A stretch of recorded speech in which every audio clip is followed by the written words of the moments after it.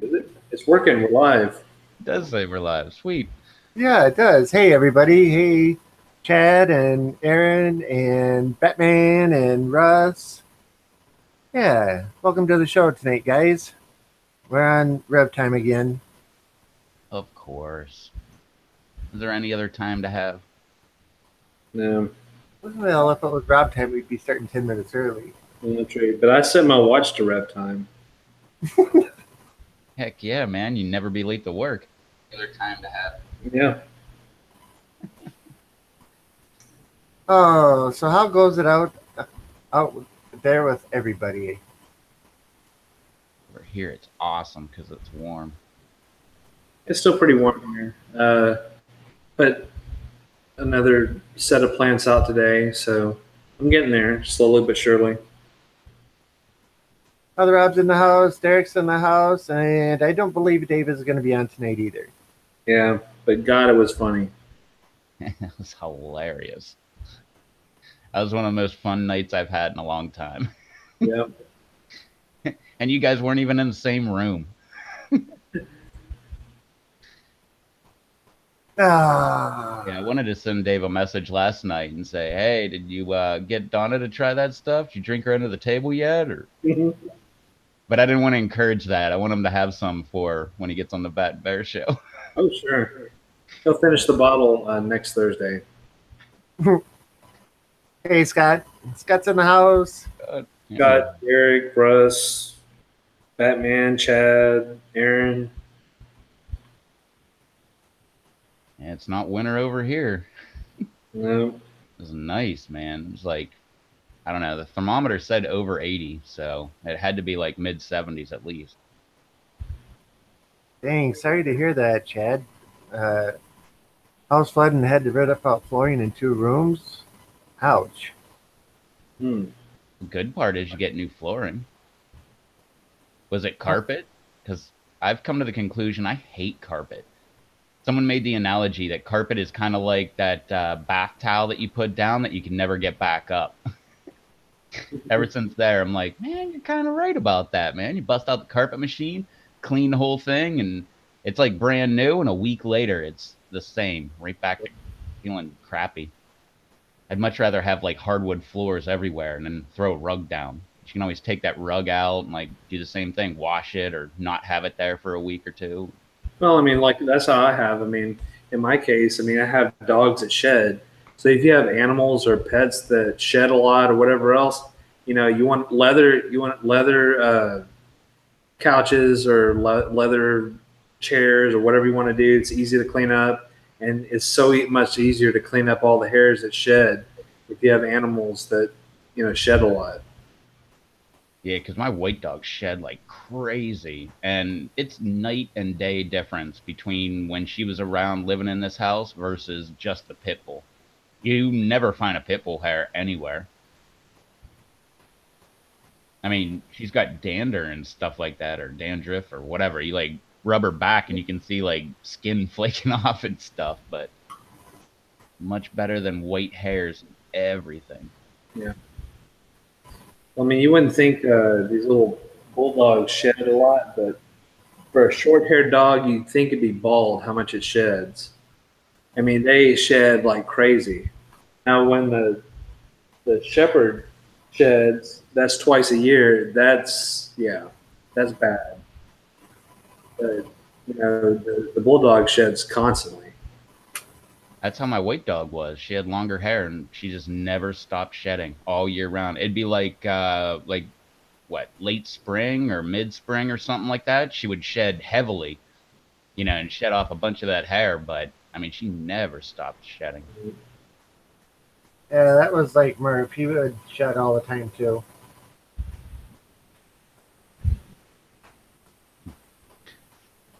He didn't start noticing it until his hair got long again, but twice a year he got cut down to a 1/4 inch. And that helped for a while, but once spring came around and he had his 4-inch hair again, yeah.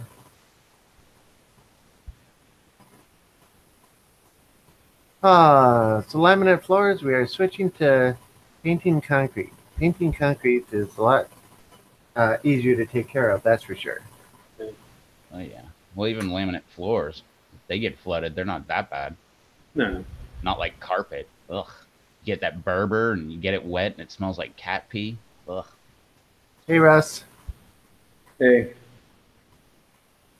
What's up, Russ? When's your next challenge video coming out, Russ? That's what I was gonna say. Make sure Barbie's in it too. Yeah, she Yeah, was the fun. two of you together are hilarious, man.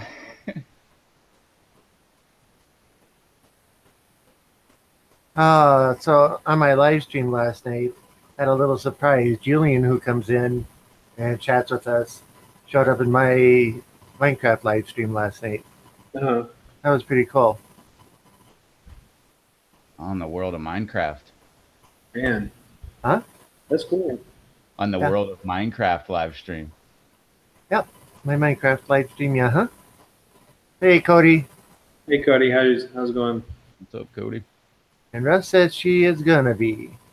That's cool. That's cool, yeah, it is. But what's the next challenge gonna be, Russ? A good one, I bet. Bottle of the La Cuesta. The next one will be those Pocky tattoos that they got, man. They'll be putting those on each other. Right. Put mine right on the back of my palm. That'll be on the extras clip. They'll go after the video and go, here we're going to show some bloopers and extras. Not sure yet. We have a few ideas. All right. And everywhere else seems to be a lot different than where I live, but around here things are actually starting to get back into the swing of things. So now we have like specialty stores actually bringing hot stuff back into the stores where they don't have them all winter, are closed. Yeah. Bottom of my foot. So I'll be able to find like those ghost pepper nuts and stuff like that. Well, the ones Dave posted the other day, I can't because I don't have a 7-Eleven. Oh, we got those everywhere here. Mm.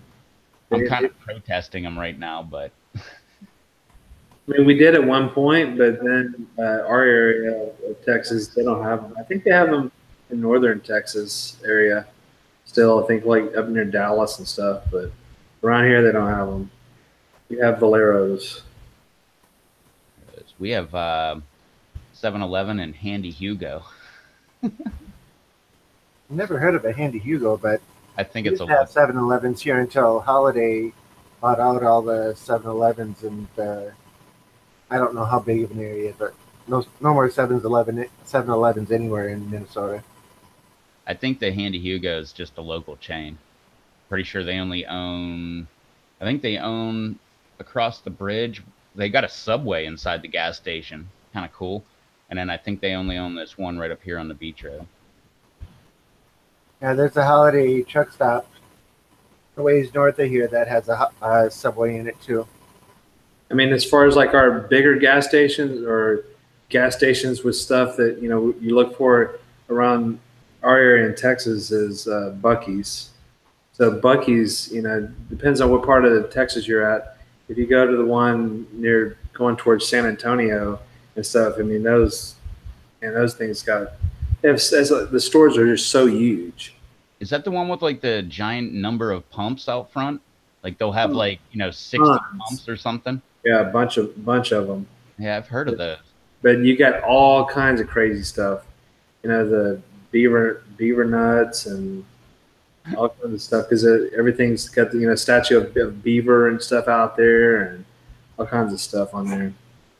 But I mean, that's if you are going around Texas, you look for a Buc-ee's because I swear without a doubt they do clean the restroom every hour on the hour or before. So if you're looking for a clean restroom, find a Buc-ee's. If you're in Texas. Nice, right. Do you know the name of the nuts? Russ is asking. They were just a ghost pepper, a 7-Eleven ghost pepper nut. I think that is what Dave posted. Oh, I thought they were some he made. Well, no, he put extra spice on it, but it said ghost pepper nut to begin with. There was I think it was a purple and black bag or something. Let me look and see. There's a store here that sells the Kick-Ass line, and one of their things is, or is it ass kicking? One of the two. But one of their things is ghost pepper nuts, and they're pretty warm. I can eat 5 or 6 of them before I stop. But it's been better than a year since I've had any, so I could probably do a whole lot better now. Right. Both those comments are hilarious. Russ says to get a local gas station that sells single cigarettes through the drive-through. They were this. You see them? This is what they were: 7-Eleven jumbo nuts, ghost pepper, Never seen them. jumbo peanuts, ghost pepper. But I mean, Dave, of course, added spices to them and made them his own. So Beaver nuts. There's a joke in there somewhere. That was the other good comment. A 7-Eleven never sells that stuff. I saw they sell Pocky one chip there, but not at ours. The Pocky black bags are sold here at Circle K. So the ghost pepper ones. I've heard of Circle K. I've never been to one. I imagine it's just like a 7-Eleven, but I could all make the Pocky ghost peppers at Walmart, the little local neighborhood store or whatever it is. But they have them HEB, Walmart, everywhere around here. yeah, I got mine at the grocery store that I go to, the Food Line, but normally they don't carry stuff like that. The Harris Teeter, I think they regularly stock like the nacho cheese Pocky and I forget one of the other ones that aren't spicy. Yeah, they have the nacho cheese, the ranch. Have you had the ranch one? The ranch Nah, is pretty good. I've only had the Ghost. Okay, the ghost. Is there a salsa verde one Or wait, maybe I had Salsa Verde. How the heck did I have that? or something? Something. I That's forgot. what they carry: nacho cheese and Salsa Verde at the Harris Teeter. And then they have a cool ranch or something. And then they have the ghost pepper. How's it going, Rocky? What's up, Rocky? Hey, Rocky. Russ says I was a big boy at Food Iron in Maryland, 1998. That's one thing I can say. I've never worked in a grocery store. I have. I tried. I actively tried when I was like 16. Tried to get a job at not Giant Eagle, at was a Pittsburgh-based one. No, Shop and Save. Hmm. Yeah. I mean, I originally tried to get on at Randall's here, and then went to Little Caesars for a few months, and they finally had an opening in Randall's, and that was some of the funnest times I've ever had as a bagger at Randall's. That I mean, I didn't even care about my checks from 16 to whenever I worked there till so 4 or 5 years, so till I was 21 or whatever it was. But it was because I mean I made so much in tips. I mean I could care less about the checks. Oh man, I was gonna say, Derek, that sounds like an awesome name for a store, Food Mart, but he meant Food Town. Dang. Food Mart, that's like right and right at you, straightforward. Yeah, it's a supermarket. We got food. Come Yeah. get it. Yeah, but I can honestly say I had the prestigious job of working at a Kmart for a couple of years. I've never Should I worked. go hide in the corner now? Actually, well, with the exception of getting taken over by corporations, I've only worked for like small businesses. I worked for like a Greek guy who had like a really good restaurant for like I worked for him for like 5 years.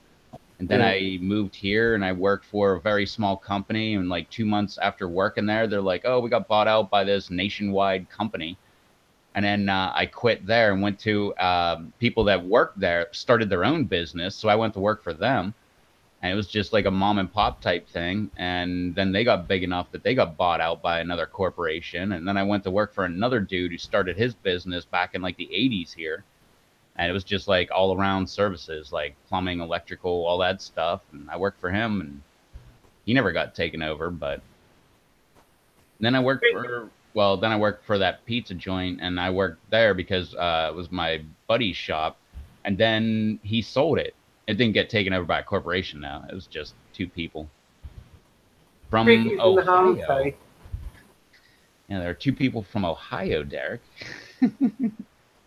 Best job was the waiter at Pizza Hut. My bro-in-law was the cook, and friends were management. After hours was the best. Yeah, I spent a few years working at a Pizza Hut too. I know how that can go. How the after hours can go. Yeah, Domino's does the same thing in after hours, especially if it's oven cleaning night. I mean, the pizza joint I worked for after hours was like regular hours. If it was slow, we were screwing around and doing all kind of crazy stuff. When at the joint, we were trying to see who can make the thinnest pizza without making it totally just burn to hell. Making the craziest toppings, or just we had like different challenges to see what we could do with pizzas. Yeah, I would do all kind of crazy stuff. We had cheesy bread, which was pretty much the dough, and then it was olive oil and cheese and garlic, and I'd put chicken on there. And they thought I was a genius. They're like, "That's the smartest thing I've ever heard." I'm like, "That's the first thing I thought of. What the heck, man?" Yeah, Not that big of a deal. Bernie's in the house. Hey, Bernie. What's up, Bernie? hey Bernie. Putting tails back on people. Yeah, because Derek's saying he's been in retail for 13 years. Cleaning the ovens at Domino's would be from like 4 in the morning when we close the store down till 4 o'clock the next afternoon when we open the store. And we'd usually go through a 16-gallon keg between 5 people. That was an interesting evening. Or they were interesting evenings.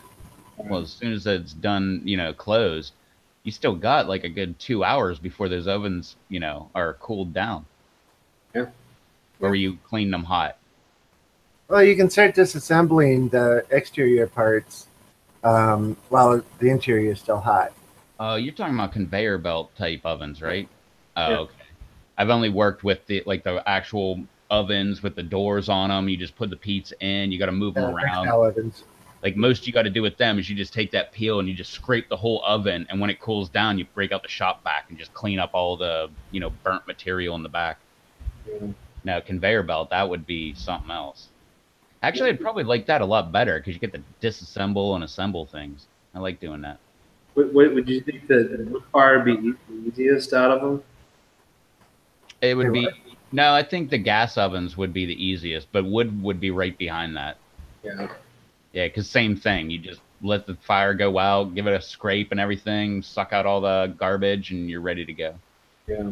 But with the gas, you don't have you don't have the wood, you don't have the ashes and stuff like that. You just have whatever fell off the pizza and burned to a crisp in the oven. Yeah. Those things were like 600 degrees. Yeah. Well, ours we ran at 525, but you got to think about pepperoni that's at boiling point. All of the extra grease actually flies up and it gets caught in the air currents. So the entire interior is covered in a baked on hard grease that has to be either taken off with a solvent or a scraper.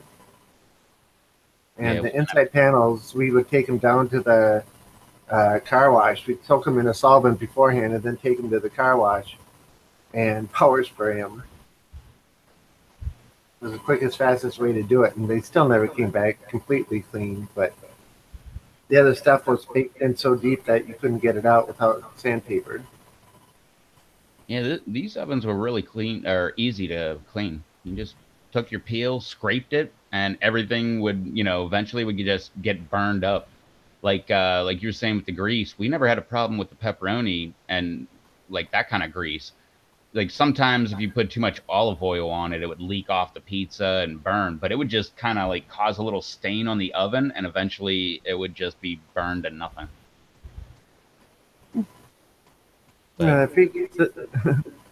Vicky says, I've never had a Domino's pizza, but I'll watch Domino's fall into one another. Yeah. I like Yeah. Rocky. Man, I'm with Rocky on that. I wish I could do that. Just chill, sell peppers, powders, sauces, and that's what your job was. That'd be kind of cool. Well, I think you technically can. You would just have to do like a lot of, you'd have to have a customer base first, but then you would have to do like a lot of importing, like calling up, hey, South America, like I need blah, blah, blah amount of, whatever pods, or, calling up other places and ordering, uh, send me, powdered habanero flakes or whatever, and then make your own powders and stuff. Ah, I'll be back in a moment. Well, I think Chad's dream job and Rob Blumberg would probably be about equal. Yep. Chad's saying, I want to fish for a living. I'm pretty sure Rob is going to say the same thing. If he Which does, I'd be really, really surprised. what you need to do is find like 5, 6 really good spots and start like a guiding service. Yeah. Like take people fishing.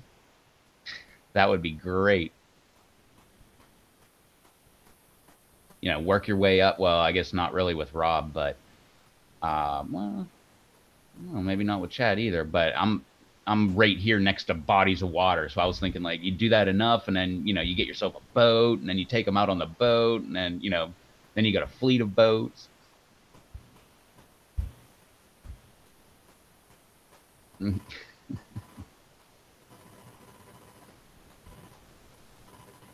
don't know if Chad wants to go to Newfoundland, but Yeah. never know. He lives in Indiana. It's not that big of a change, right? Really cold, freezes.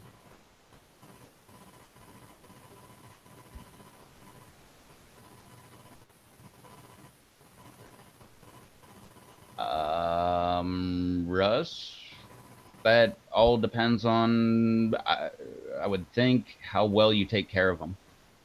So you can, I think you like if they pop out of the cup this morning, you could probably do it tonight. But what are you starting with? Because like if you saw my video where I failed and like 2 of mine died, that was bone dry soil. So are you working with like soil with good moisture to it? Which if you do that, then you could probably do it at any time. But my problem is I start bone dry soil, and then got to guesstimate and see how much liquid it's going to need. And the last time wasn't right on. I always make sure that my transplant soil is very moist. And then if you're doing a solo cup, I mean a party cup or whatever you're doing, 3-inch container, whatever it is, pretty moist. And then you still give it water once you transplant it. But still give it more water, even if the soil is moist. And that's the smart way to do it. See, there's the smart way to do it, and then the way I do it. But you kill a bunch of plants, you'll remember that. Okay. I already have that as a mental checklist thing for next year. Like, take note of how dry the soil is. You're probably not going to want to like give it 2 days before you look at them again. You probably want to like check them out very next morning, and then that afternoon. I mean, I think we all have checklists. I mean, my checklist is like I was talking to Rob last night, Lumberg, is there. You should never grow that many damn plants that I have in a 4x8 tent together that close, because they're all competing for light.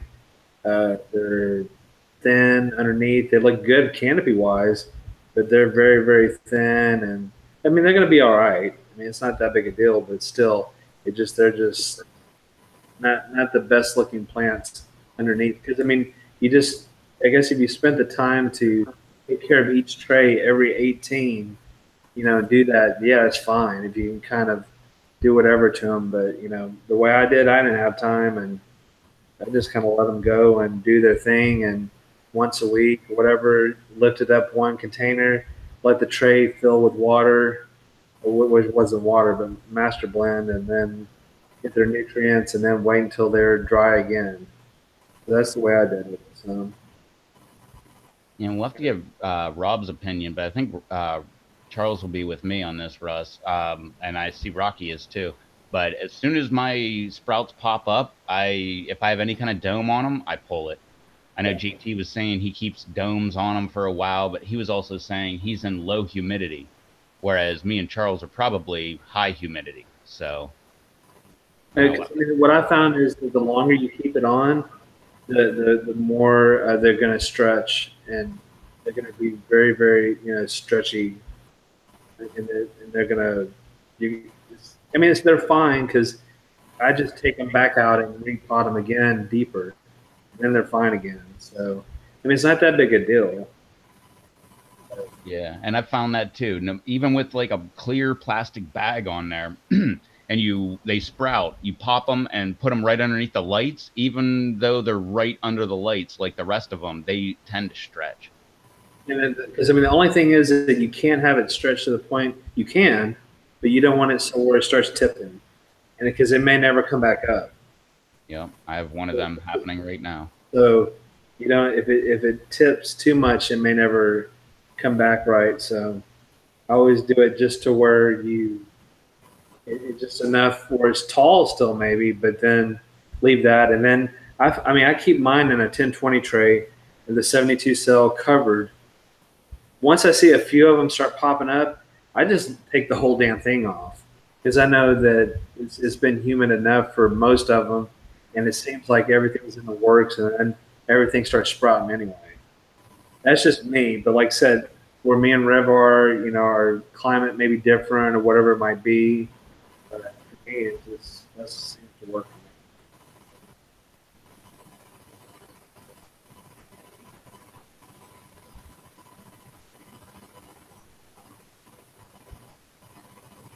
Man, congrats on that, Rob. 1,300 followers on Google Plus. It's awesome. Man, that is. And that's all the pepper lover people? And the fish lovers. I'm thinking fish and a lot of the other things that he's into. What's up, Beatty Beats? Hey, Beatty.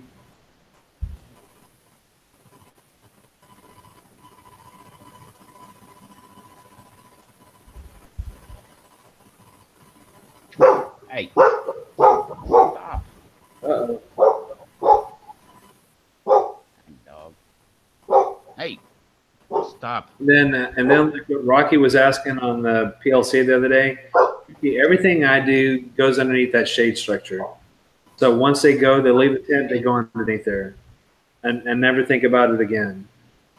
So the shades, shade cloth or whatever seems to work fine. They may have some little sunburn holes or something with them, but usually the big leaves or whatever fall off anyway. So, in the long run, they're going to all be gone, and it'll do fine. So that's what I do. I don't do that. Like I said, I guess that is my way of hardening plants. It's putting them under that shade structure.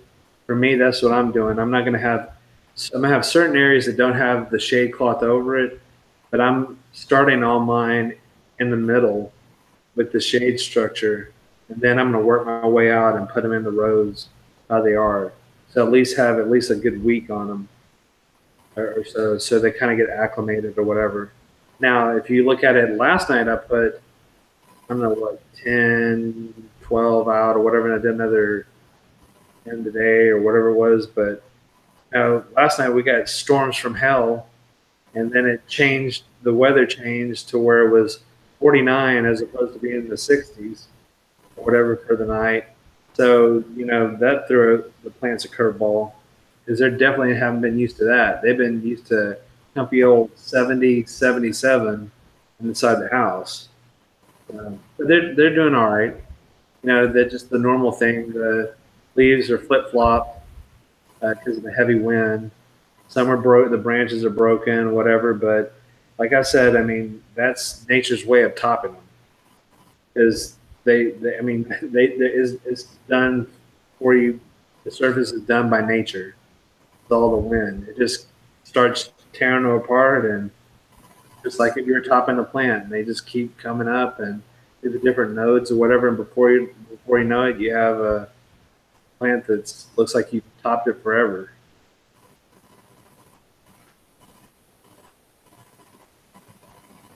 And BD, as whatever the weather dictates is my answer.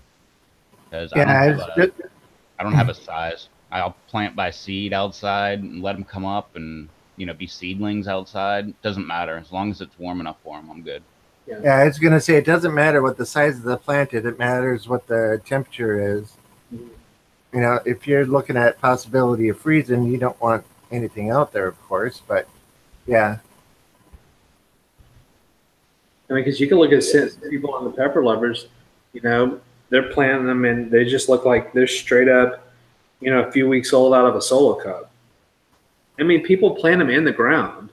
So I mean, if the like Rev was saying and Rob was saying, if the temperature's right, people do put seeds in the ground and just plant them that way and just start them straight from spring and just go with it. So, I mean, as long as they're the temperature's right, they'll be fine.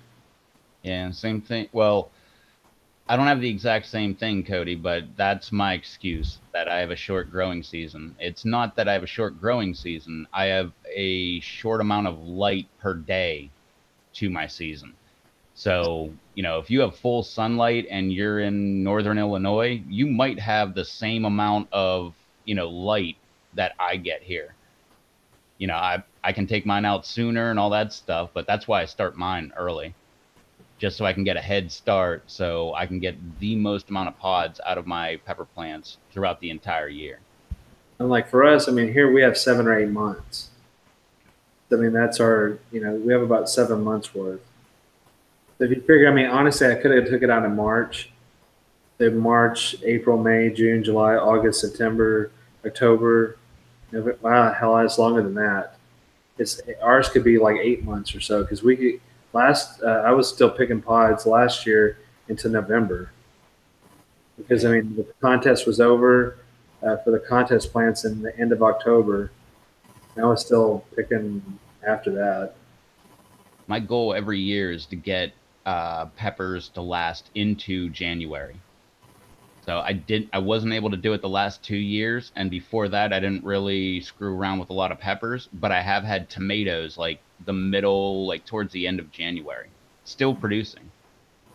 I mean, last year for me, mine was we had the hurricane come through. So after that, I mean, we had so much rain and stuff. The plants just weren't doing the greatest after late September. I think was the hurricane. I think it was like mid September, late September.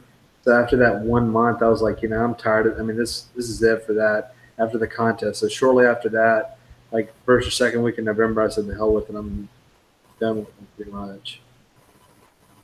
So I guess it just depends on whatever goes on in your environment. yeah. Last year I was done in early to mid October. But the year before, I was still picking pods towards the end of November. Yeah. And it's very rare to have weather that warm for that long. Yeah, and here it just tapers off. It's like, August is really hot, and then September is like most people's August, but then it gets like October. It just, you'll have a cold day here and there, and whenever the weather rolls through. But for the most part, you'll get like a cold day and it's right back up to the 70s for a while. But once the winter hits, it hits.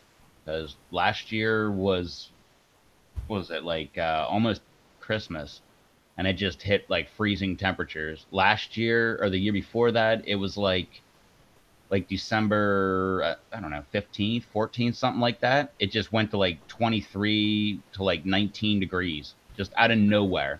But like I said, the year before that, I mean, we didn't have our first freeze until the end of January. Yeah. Well, like I mean, last year, I mean, 16 going into 17, or whatever it was. Yeah, that season, I took my plants out in February, and then never, the last season it was fine from February on. This year, hell, we got snow the first week of December, which was totally crazy for us. So I mean, it's just every year is different weather-wise. I mean, look how they're still like if you see Batman's post and a bunch of other people, hell, they're still getting tons of snow up in that area, or they were. I mean, it's already the first week of April. Yeah, we got 6 to 8 inches of snow here yesterday. Yeah. So I mean, it's then you look at JT and everybody in Canada, Alex, and uh, everybody, and it's just like hell, they still got another good solid month Yeah, plus. day 2 is 2 months. Yeah, a month plus too. So it's still a good ways for them. I'm thinking JT's gonna jump the gun this year, not like in the bad way, but just impatient. And as soon as he gets like a week or two where it's above 50, he's gonna be like, "Oh, heck with it, we're good." I Well, he's predict definitely got he's a lot gonna. of stuff going on. I mean, in the bear den, he's got a lot of stuff going on down there, man. He's Yeah, got it everywhere. Everybody's like, well, today I know you saw that yesterday. I had 4 or 5 72 cell trays. Well, I had to make some room and scoot it over, and I have this thing here now. I mean, something is added like daily. It's constantly, so many different things he's got going on, which is cool. I mean, like I said, it's always interesting to watch, see what he's got going on. Tornadoes yesterday and snow today. we Yep. had, we had a major thunderstorm that Charles had yesterday. We just got that today. It was great. Loud thunder, lightning, and all that stuff. I guess as who you ask. I mean, I guess you can't ask my dog, but my dog doesn't approve. One of them. My He, dog just kept looking around like, what the heck oh, is that noise? the bulldog does. Bulldog doesn't give a crap. My shepherd, acting like a nut.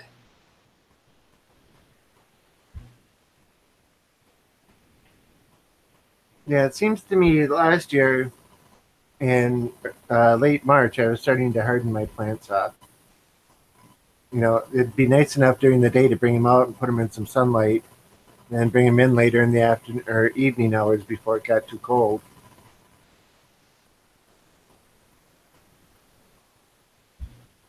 Let them sit out in the wind for a little while, harden up. Yeah, I don't play that game anymore. I just take them out. Yeah. Just preference after a bunch of years of doing that over and over and over again and just taking them out, hardening them off for like 2 3 weeks and then finally taking them out and then they get sunburned anyway. I'm like, what the heck? Just take the dang things out, let them get sunburnt, and then make their comeback and jump like a foot in a week. Yep. And they very well usually, and they do that most often. Yeah, I've never had a good experience hardening off. Like, yeah, the plants might have got a little sturdier and stuff like that, but they still got sunburnt once I took them out. Well, like I said, I tried it. My first year was last year. Some of the plants I took out, and for me bringing the plants back in, I had aphids. For doing the 1 to 2 hours. So that's another thing. That's of course I have the shade structure now, but that hell with that crap. That's just like my thing about bringing overwintered plants in. Any of that stuff. No, none of that stuff. Once it's outside, never come back inside ever, ever. You'll never see inside ever again. Yeah, I had good luck with that. So I'm not going to going that route. And then never ever, like I said, start up potting. I mean, upsizing your pot early. If you think that you're going to run out of room, don't do it. That's why I went wrong when I only had one tent. I thought it'd be cool to get them as big as I could or whatever, but I still wanted plants. And hell, I mean, if you have them in 3 or 5 gallon, well, they were all 3 gallon fabric pots. There's just no room for that in a 4x4. I mean, it's really not that much more in a 4x8. I mean, yeah, you could probably get, I don't know, I mean, if you packed them in there, you could maybe get, I don't know, 30, 25, That's why I 30. like That's why I like the double cup method. Keeps them, it's a nice amount of soil and everything, but keeps them all compact in the grow area. Right. I mean, the best thing to do is just like everybody has said, and well, not everybody, but a lot of people have said, is like, you get it in the solo cup or the party cup or whatever you use it as a container. That's your final size until it goes outside. So find out what you want to keep it in. Like, you see Batman, a bunch of other people, I think Mike Kaiser or whatever, they use those big, tall solo cups that you get or party cups. So whatever one you use, that's what you keep it in until it goes into the pot or the raised bed or wherever you're planting them. That's it. Yeah, that's why I like those cups because I don't even transplant them. I just pull the bottom cup, put them in a new reservoir, and that's it. Your method is different than some, but that's what you like to do with your setup that you have. Yeah, the lazy man's method. So, yeah, that's definitely the way to go. Hey, Mike. Mike is in the house. Oh, Mike. BD says I have 21 gallon and 2.5 gallon clone totes with 4 small Kratkies in my 4x4 tent. That's about what I had last year. Isn't it fun?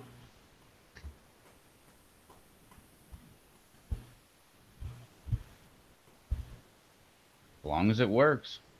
It works. It's crowded.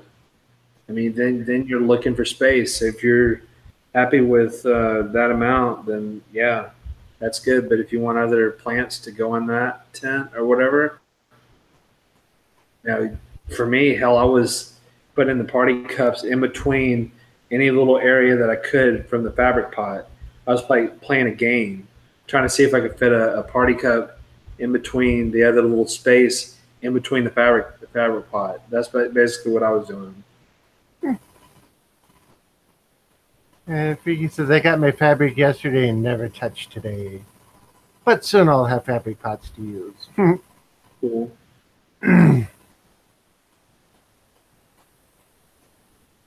It's Crazy Charles laughing out loud. I can't wait to get the next round waiting in line in there. And I'm gonna, like I said, I'm gonna grow a bunch of ahis in the house this year. They'll never see outside. Are they going to see a fair amount of light through the window? Yeah, they'll be right in range of the early morning sun coming through the French doors. That'll make a big difference. Yeah. Yeah, because like I've said a bunch of times, you take those plants outside for the first time and they might be stunted for like a week, but once they start taking off, they grow like a foot. It seems like overnight almost.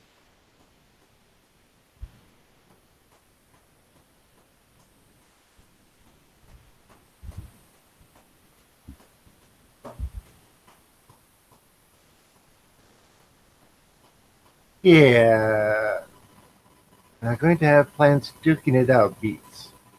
And competing for space. And go get some plants or some leaf boxing gloves. Yeah. No, maybe. Okay, that was bad. I'll shut up now.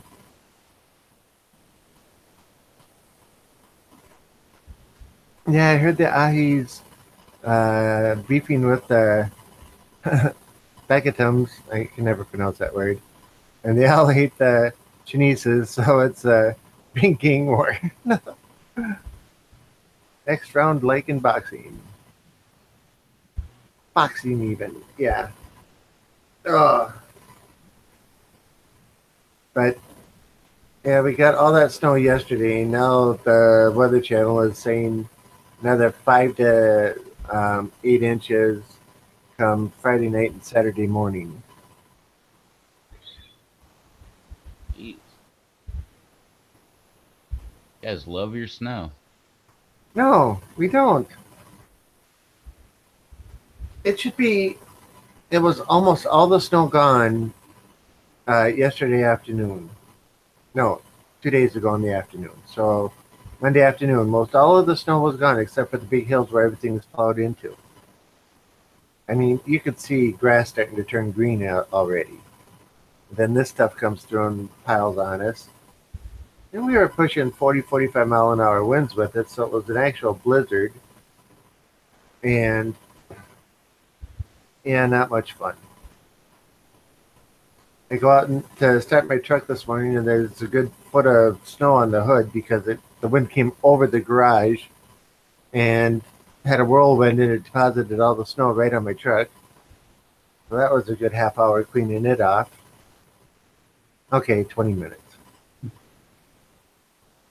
And then it got warm enough it was like 33 today, but it was bright sunlight. So all the streets that were plowed were dry by the time the sun went down. They went out, and all the snow I missed on my truck was all melted off and gone. Yeah,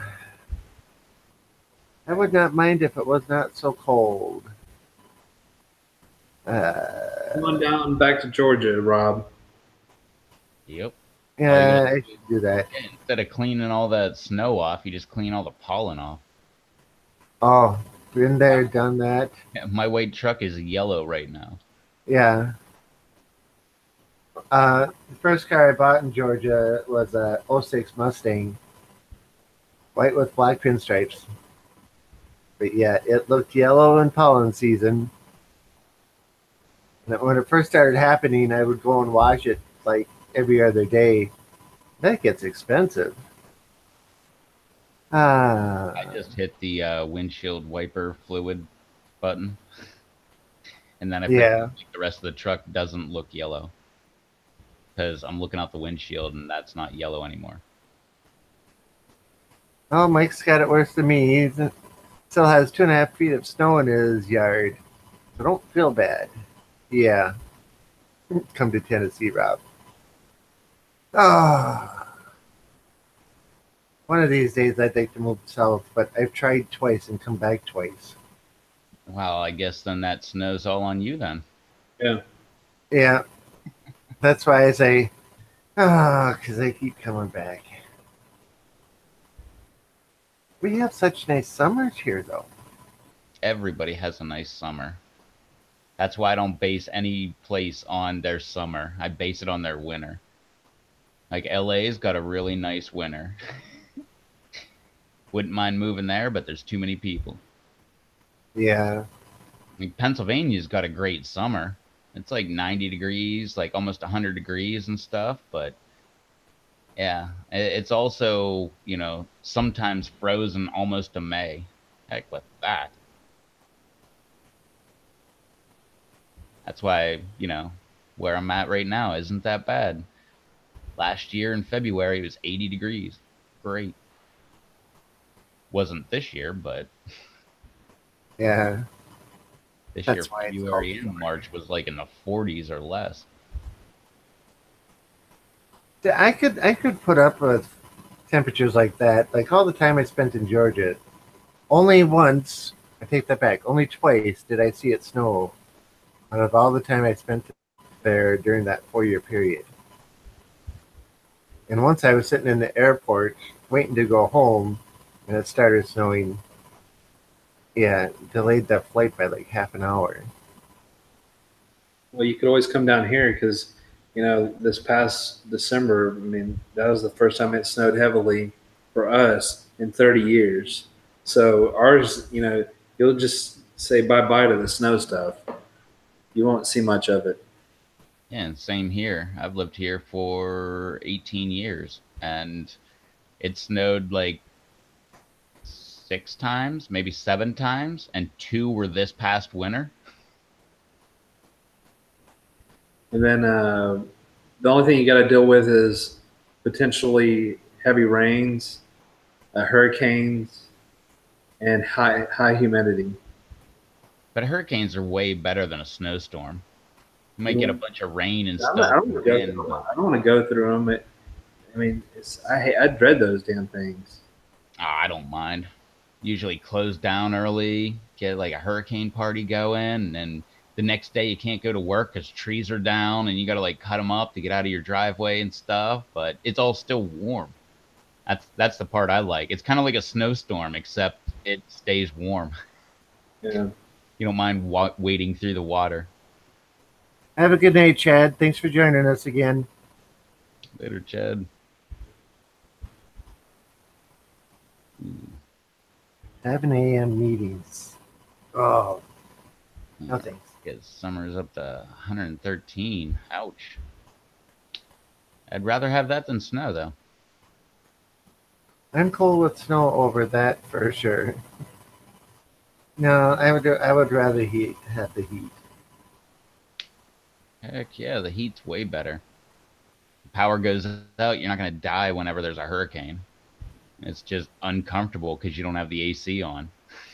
Power goes out in a snowstorm. Oh, better hunker down, break out the sleeping bag and the Afghan and extra comforter.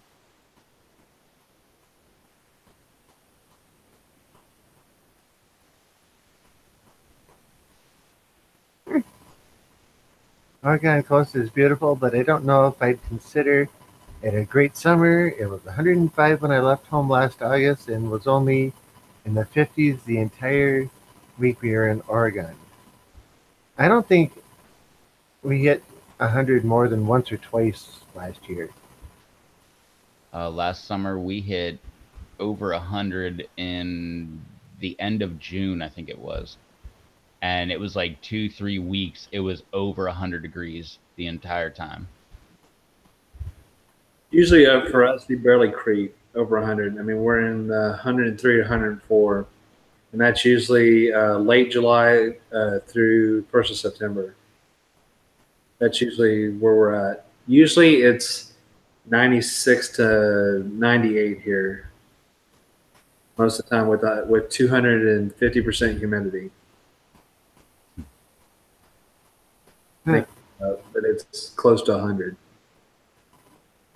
Yeah, because at 100% humidity, any house that has air conditioning, the humidity condenses on the side of the window and streaks down. Yeah, it's pretty humid around here. Yeah, because we get humidity upwards of 100 every so often. I like BD's comment. I'm too tropical, man. I don't do good in snow. That's why I stay away from the frozen food section at the grocery store. Some stores are bad in their frozen food sections, Beats. I don't like shopping there either. Yeah, in the summertime, I don't like going into the frozen food section either. You go from sweating to that kind of cold. No. What if you delivered ice cream?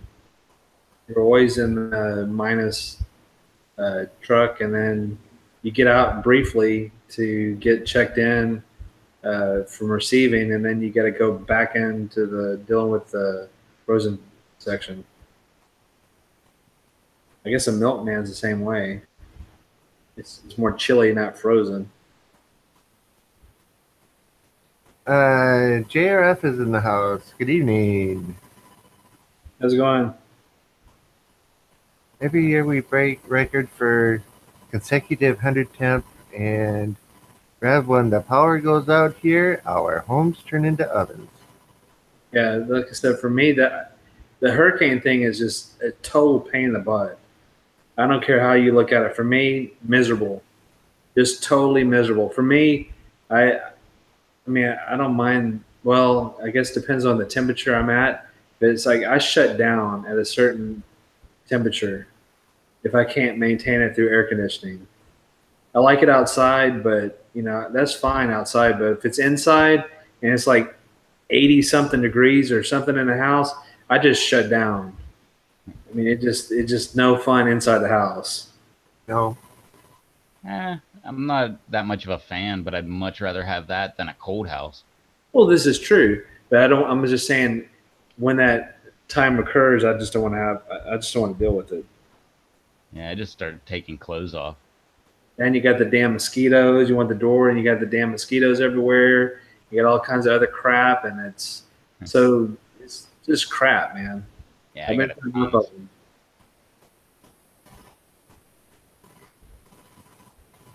I'd rather have the heat. I'd rather be there sweating than shivering uncontrollably. Well, for me, I'd rather have the fewest layer of clothes than have to put a shit ton of clothes on. just like layer after layer after layer after layer. Hell with that crap. And, you know, you look like the kid from the Christmas Story, going, "Mommy, that hell with that crap." Now, or you go out and you got to like remember to take like a jacket and pants because you're going out in shorts and a t-shirt, but by the time the sun goes down it might be cold. You need like, you know, a sweatshirt or a hoodie and, you know, change into pants, and then you might need shoes. yeah. So that's I could do without that. And that, like I said, for me, what does it is for people who have to go to work. This is why I would never do a winter unless okay, I'm not going to say never. So if I had an awesome opportunity as a job or whatever, and it was in a cold location in the states, yes, I would take it because it's the job or whatever. But I wouldn't want to have to get up like all this extra, really early in the morning and start shoveling my way out of the driveway, start scraping all this crap off my car, do all this stuff. Hell with that stuff. Now, I don't want to do that. I don't want to wake up earlier than I have to, especially when I got to work before I go to work. Yep. Same here. There's ways around both of those. Well, yeah, but if you don't scrape all that crap off your vehicle, like some states have laws where you can get fined for having snow drifts blowing off the top of your car as you're doing 70 down the interstate and making you look like you're a snowplow yourself, but yet it's just coming off of your car. Yeah, see, I leave on the tops all the time, but I'll go out and start my truck and let it warm up and let that melt off all the snow on all the windows, and then just go out and hit the wipers, and I'm good there.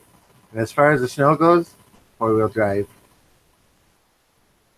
Okay, but just say you are a person without access to the four-wheel drive, and you're trying to conserve on fuel because you don't want to waste all the gas warming the car up, so it'll just go and you could just do the windshield wipers. One of those were added to the scenario. You would have a different state of mind here. I wouldn't live where there's snow without four-wheel drive, that's for sure. Yeah, and when it's snow, and I don't want to live without four-wheel drive. When it gets as cold as it gets here, you don't just get in a vehicle, start it, put it in gear, and take off. You gotta let it warm up. Otherwise, your automatic transmissions are putting out too much pressure, and you end up damaging them. If your oil's too cold in your engine, you end up having issues there. So you have to let it warm up for at least a few minutes. But you'll get fined in certain areas if you do that. I just found out about that this winter. I had no clue that people were that crazy about having that many rules where you're not allowed to warm up your car before you drive it. That's the most insane thing I've ever heard. Yeah, Minnesota, you're allowed 10 minutes. See, that's bull. You serious? You have rules like that? Yep, they passed a statewide rule this last winter stating that it's a $75 fine if you're caught letting your car warm up for more than 10 minutes in the wintertime. So are the cops going to stay and monitor your car? I mean, how the hell would you even enforce that? Probably, or you get some tattletales calling you in. Oh. It's been out there for 20 minutes. I've had my stopwatch going. He's been out there forever. I don't know what he's doing. Come and get him now. It's so messed up, man. I mean, don't you realize you live where it's cold? Like, hey, Batman. Hey, Batman. What's up, Batman? Yeah, Rocky, it gets nice and cold here. Yeah, it does. I've been in it for 5 months out of the year. Okay. I think he pretty much summed it up. He said how many minutes ago? He just says, screw that. So I'm with Rocky on that one. Screw that. Same here. Yeah, I like it when you have a winter when it's maybe you get 2 snowstorms. Maybe. And I only say that because, you know, Florida, I think they got snow twice this year. That was, I think, the same period we did. Yeah, same here. The same duration. It said there are folks like that fall for the craziest things. Yep. You're forbidden to let your car have feelings. It's considered engine idling. Yes, letting it warm up. Whatever. Okay, so I'm not going, where are you at? You're in Minnesota, correct, Rob? I'm in Minnesota, yeah. Okay, so Batman, you're in Jersey. Anybody speak up where you got these kind of rules? Because I never want to go there. Yeah, while you're at it, are you allowed to have a radar detector? I don't even run one, but if you're not allowed, I don't even want to be in your state. Like Oh yeah, Virginia. let's not even start with about the squirrel thing with Batman about the BB gun. Hell with that. That's another thing, the most absurd thing for a BB gun. You know when we're talking about the squirrel thing? That's ridiculous. Yeah. So I'm not going to do that either about BB guns. I'm not going to have all these rules and regulations for a stupid BB gun. State of Minnesota, you are perfectly allowed to have a radar detector. You can have a radar detector in your vehicle, but you cannot have said radar detector in your vehicle and on while you're going down the road. I need to look up our rulings on radar detectors because I want to see how if you're out there too on that one. I mean, Pennsylvania. I'm fine. I'm staying put where I'm at. Don't get me wrong. At least we don't have all these absurd rules. Pennsylvania, radar detector, A-OK. Maryland, A-OK. West Virginia, A-OK. Virginia, nope. Not allowed to have one whatsoever. I've been pulled over a couple times having a radar detector in there. And like I said, I don't even run a radar detector. Freaky says Minnesota is smaller than a large soda, right? No, Freaky, you're mispronouncing it. It's Yeah. pronounced mini snow a lot. Jeez.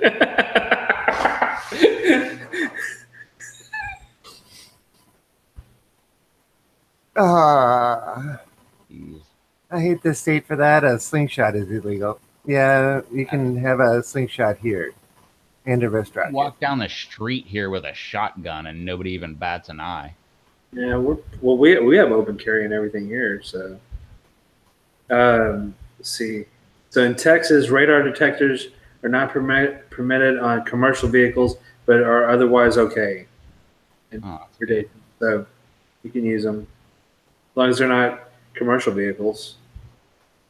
I got pulled over in Virginia, and I forgot that I had my radar detector on, but I took it off the dash and just set it down on the firewall, or on the center, whatever the transmission hump. And I forgot I did it, and I got pulled over. I just pulled over. I didn't even think to unplug it or anything. And the cop asked me, like, "What's that?" Because this was back before cell phone chargers were like a common thing. He's like, "What's plugged into your cigarette lighter?" And I'm like, I don't know, this cord. And he's like, "What's that cord attached to?" And I did like the really sneaky thing where I pulled it off, but I pulled it off the radar detector at the same time. And I pulled it out and showed him. And he was like, "Is that a radar detector on the floor?" And I'm like, "I think it is." And he pulled it up and he's feeling it. He's like, "It feels pretty warm, like it was running." And I'm like, "Well, no, when I got to Virginia, I unplugged it and I just set it on the transmission hump and that gets hot. So I'm pretty sure that's what it was." Long story short, he was going to take my power wire, take my address, and then send it to me in a week. That way I wouldn't be able to use it in their state. But somehow he just screwed his story up. And yeah, he was just like, "Okay, well, I believe that you didn't have it on. So just continue to not have it on." I got like 10 miles down the road, plugged that thing right back in. It said VG2 undetectable. I don't know why the cop said he could see it. And it says Texas should change knife laws. We can open carry huge machetes, but my spring-loaded knife is illegal. It's been illegal in Minnesota for better than 20 years to carry a spring-loaded blade. Yeah. I mean, you can carry a bowie or machete, like you said, or whatever, but like a Microtech or whatever else you got, I don't know. That is kind of goofy, but oh well. Maybe they'll change it again. Uh-oh. Rob is sparking the flames here with his last comment. What is a good old Rob saying? You need to live trap Batman, trap them and take them to the next city over to let them go. The squirrels. Yeah.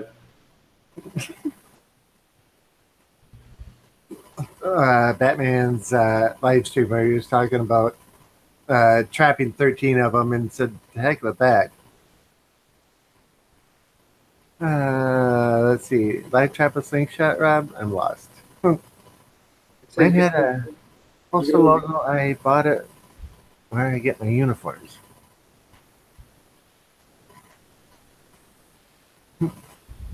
If I did that for one whole summer, and that's probably when I started talking, so he quit writing.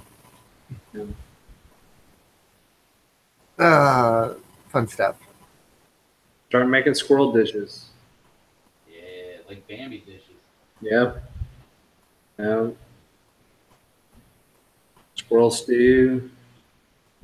Squirrel gumbo. Yeah. I locked out my door this morning. Mind you, it had been snowing most of the night, so it was nice, smooth snow. Except for the deer tracks that came up from the side of my house, went across my deck, or across the front of my deck, over to where my buckets are that had my pepper plants in it. The deer stood there for a while, must have been debating whether or not the sticks were edible or not, and then turned and walked out the same side of the backyard, but only in the back. And I'm like, what are you doing? And it was just a single deer this time, only one set of tracks. Yeah. Let's see, Bob says, you didn't take them far enough away. They find their way back. Vicky says, oh, okay, slingshots for rodents and live trap for critters. Got it. Or live traps for critters that are actually rodents too, or could be considered rodents or pests. The strays clean up the bodies at night. Yep. Other Rob says, my buddy's dad did that and it didn't work, so he started spray painting their tail. Spray painting their tail? Okay, now I'm lost. To see if they come back or. That's what Oh, he started seeing ones with painted tails a week later, so they're finding their way back. Yeah. Okay. No, someone's messing with you because I heard that already. That's where you just go ahead and grab a. The neighbor was trapping squirrels too and spray painting the tails and just letting them right go.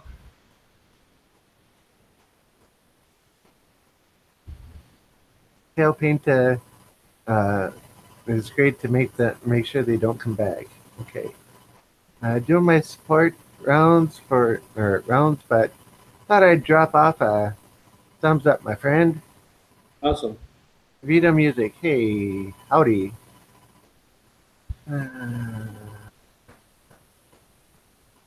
Okay, other Rob says yes, Rob. Batman says yes, take the couple with paint. Vicky says hello, okay. So I didn't know they'd find their way back. I wonder what kind of distance they can find their way back from.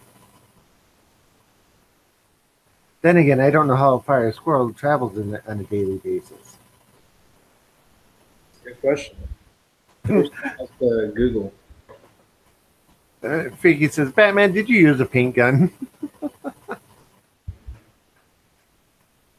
Oh, that would be interesting. Well, state of Minnesota, you can't shoot a paint gun anywhere, even on your own property. You can only shoot them in designated paintball areas.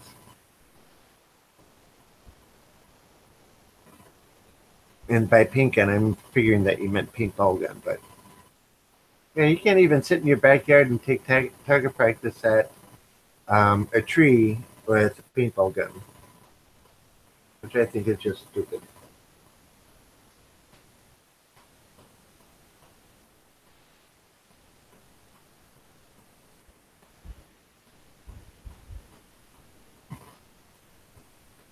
JRF says, I'm from Dallas, Texas. How about you guys? I'm in southern Minnesota.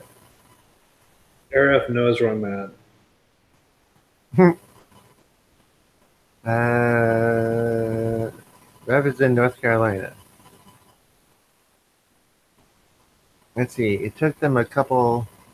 Or he took them a couple miles away, but not far enough. Yeah. And it says, laughing out loud, yeah, I froze the paintballs first. It's always good, but man, just don't do that to a person because that hurts. I had buddies do that crap to me, and that is not cool. They got an earful from me when that after that happened. After I was totally pissed off after shooting frozen paintballs at me. They hurt enough when they're Oh shit, they hurt.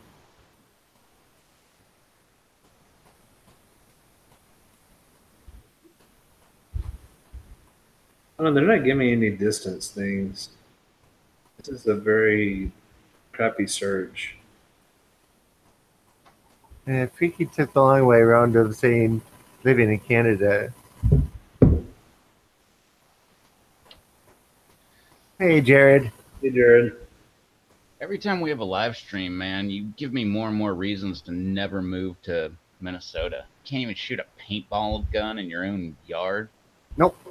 I would do it out of spite. I would buy a paintball gun and I would shoot it like every single day just because you're not allowed. Yep. That's the dumbest thing I've ever heard. What are you going to do? Put paint all over the place on your own property? Yep. That's dumb. I hate dumb laws. Well, it's all got to do with those drive-by paintball gun shootings that those guys were doing. Okay, well, how about a drive-by paintball shooting law then instead? Yeah. Like, oh, you can't shoot it in your own yard. That's the dumbest thing I ever heard. Why do you even strive to have your own yard then? That's how it started. You know, having or being able to shoot from a moving vehicle. Well, if you can do that, and we may as well make it not being allowed to shoot from a parked one, and then all expands up to nowhere else except the designated paintball area. So you can't even target practice in your own backyard. Yeah. Okay. Yeah. Jared, even though I love California, that's why I'd never live there. I'll only visit. Half your laws, like I can't legally move there right now with my stuff.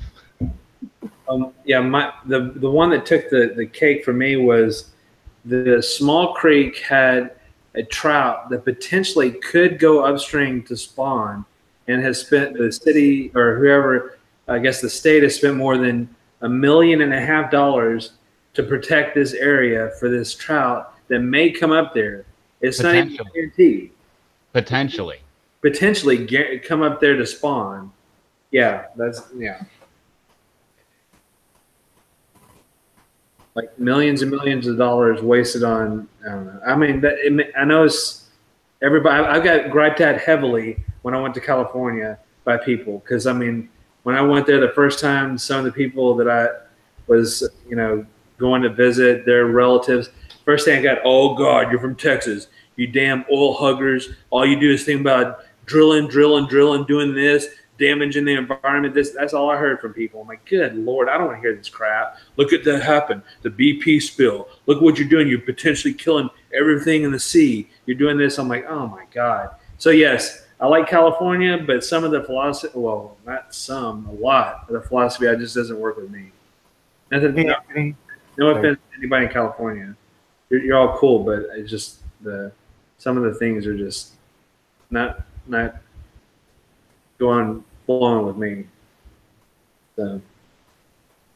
In Batman, our town ordinance is you're not allowed to discharge a firearm within the town, except unless you're shooting a poisonous snake. Then, hey, whatever, all bets are off. Yeah, do it. That's like actually a rule in our town ordinance. Oh, you're shooting a poisonous snake? Well, make sure it's a shotgun. All right, cool. Yeah, whatever. No matter what noise you heard, that was a shotgun. It sounded like a pistol, but no, that was a shotgun.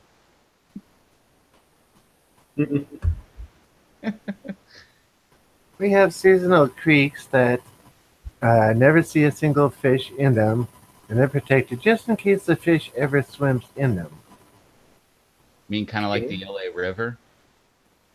I never knew that was an actual thing. Like, it took me forever to find out that that's an actual thing. And I'm like, that's not a river.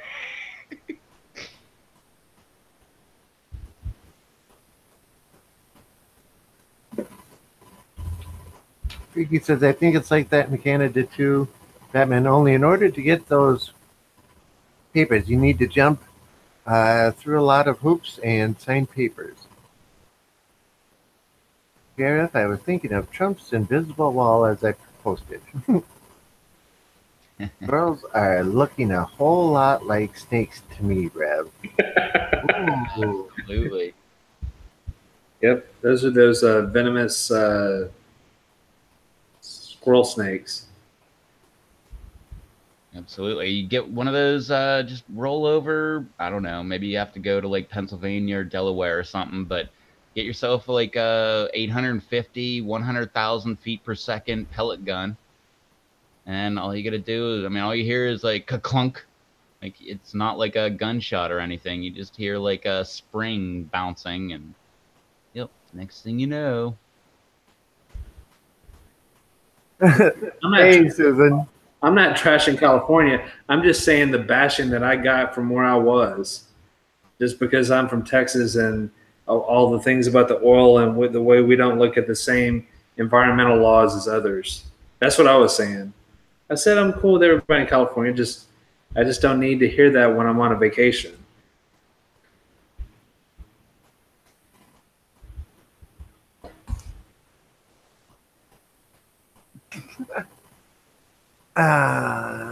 Batman says I got a 1300. And yeah, that's pretty loud, especially if you use a light round. I got these aluminum ones that are like 3/4 the weight of a regular pellet. You shoot one of those and it sounds like a 22 going off. You shoot a regular weight one and you can barely hear it. The lightweight ones echoes off the house. The sound echoes off the houses. Yeah, but you only need one shot. Yeah, but when you hear kids 3 doors down saying, "What was that? It sounded like a gunshot." That's when you take it and you put it away, or put those rounds away. Save those for the quarry. I don't know how much attention they would even get around here. I shoot all the time with my pellet gun. As a matter of fact, I was out there Monday. Maybe it was Tuesday. I don't remember. But no, I guess it was Monday. And I was out there on my deck, and my pellet gun looks like a rifle because I got a scope on it and everything. And Right. neighbor lady was over there doing some yard work. She was like, "Hey, so what are you hunting?" I'm like, saw some nutria out here. I was gonna, take them out, because if you don't, they will overrun whatever kind of water that you have around your place, and they're invasive, and it's 365, 24/7. You're allowed to hunt those things, and no limits or anything like that. And she was like, "Oh, cool!" Like, she was all about it though. But she thought I was out there like trying to shoot coyote and fox and stuff. And I'm like, okay, well, where I live, you're not allowed to take out fox. That's why they're everywhere. And coyote, good luck like seeing one of them. Like, the last time I even heard one was Halloween night, I think 3 years ago. And there was like an entire pack of them on my back hill. They were all yipping and everything. I wouldn't let my dog go outside for that part of the night. I did. Mine was up to last year before they built the big community back here because they were all back in here. You see them. That's why I was at night. I was always watching my dogs and stuff. 'Cause, I mean, they're like just literally right across the fence because before they started building the other big mega communities around here. So I mean, they were in that whole land area. So Jared says, Rob, I have a high-powered pellet gun. It has a built-in silencer. I've got the Silent Cat 1350. And it's supposed to have a built-in silencer, but it doesn't really work. Batman says, the neighbor asked me if the old man next door had an air rifle. Batman, did you correct them and say it was an air guitar? Good thing about living in the desert. I can drive about 20 minutes and be out of the county and can shoot all day. You should see the 4th of July. It looks like war zone. Same here. Like Yeah. I mean, this is a vacation area, so it's at the beach and everything. So 4th of July, that's like the top week that we have here, like the most amount of people that we'll ever have here at one point of the year. Same thing. 4th of July happens, and or New Year's. That's also a good one. But 4th of July, oh, you hear mortars going off and all that stuff, but you also hear like the random dude with a shotgun just pull off 7 shots just in a row, just shooting into like a mound of dirt or something. But I find that hilarious because there's so many people around, but yet nope. Where I'm at, no, they definitely find an opportunity to go out there and take off some shots. That's a bird shot, shooting it into the swamp, just like I'm not allowed to. Should be shooting steel, but that costs way too much. The quarry that I go to takes us about maybe 12, 15 minutes to get there. And yeah, as long as we police the area afterward, we can go down there and shoot all we want. So it's a good thing. Yeah. Especially if you bring a load of tannerite with you. Yeah, that'll make it a fun time. Tannerite is fun stuff. I hear you, Susan. When I was in Oklahoma, I actually had a bunch of recordings of coyotes just yipping and making all kind of noise, and it was great. I actually had that as one of my ringtones on something. I forget what it was. But yeah, it was great. But when you're where I'm at, there's not a lot of land. So when you're hearing that many coyotes, you're like, wait a minute. Where I was in Oklahoma, I was hearing all these coyotes, and I'm like, okay, that's like 3 different packs, like one over here, one over there, one way behind me. But what I was hearing like an entire giant pack, and it was like on my back hill. Yeah. But dang good shot, Jared. 17 HMR. My bad. I was thinking of 17 or 22 caliber pellet gun, but no, HMR. Yeah, that's all you need. I'll drop them. Oh yeah, right. And you're in California. Yeah. They kill a lot of pets out there in California. That's like a majority of what they go after. Paula's in the house. Hey, Paula. What's up, Paula? Coyotes kill lots of pets and livestock around here. We have coyotes here, but not in town. But yeah, a lot of people who have chickens, they'll just wake up in the morning and all of them are gone. Nice big hole in the side of the fence. I went from 13 ducks to 3 overnight because of the coyotes and fox around here.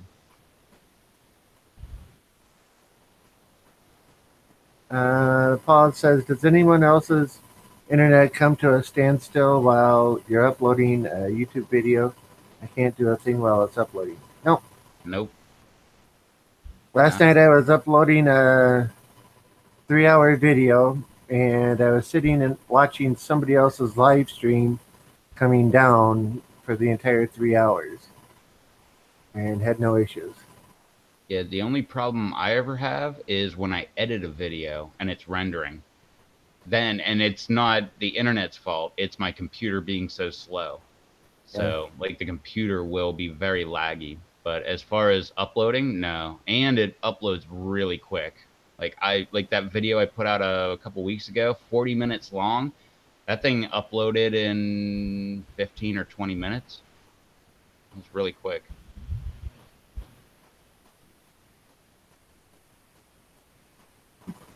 Paula says, be sure to check out my new Arrow Garden update after the show. Cool. I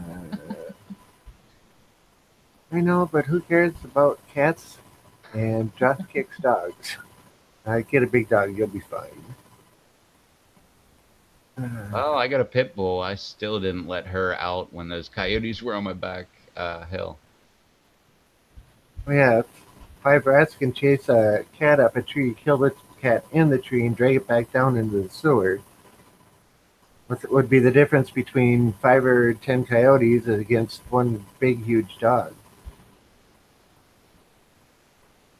So I'm agreeing with you, Rev.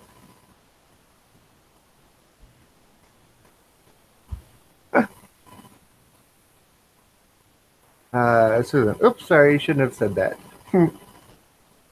Anytime you ever have to say that, I love that you did. Paula says, maybe I'll try a different browser. I use Chrome and it won't let me go to any website while it's uploading. That's strange. Yeah, mine lets me do whatever. Yeah, I do whatever and just go and have it in the background and then come back to it and see how it is. Yeah, especially when I'm uploading. Uploading, I have absolutely no problem at all. Mine are like usually like 10 minutes or less. Like Rev, he does like 42-minute marathons, as you can see. Yeah, as you can see, man, it's like a mini live stream. I was live. You weren't here for it, but here's my video anyway.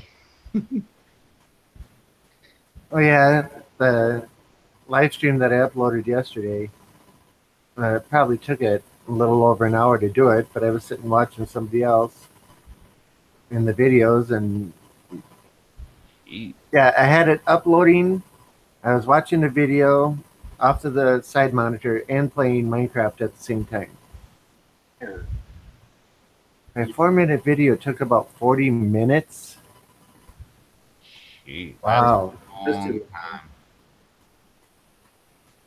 Yeah, my 40-minute video did not take 40 minutes to upload.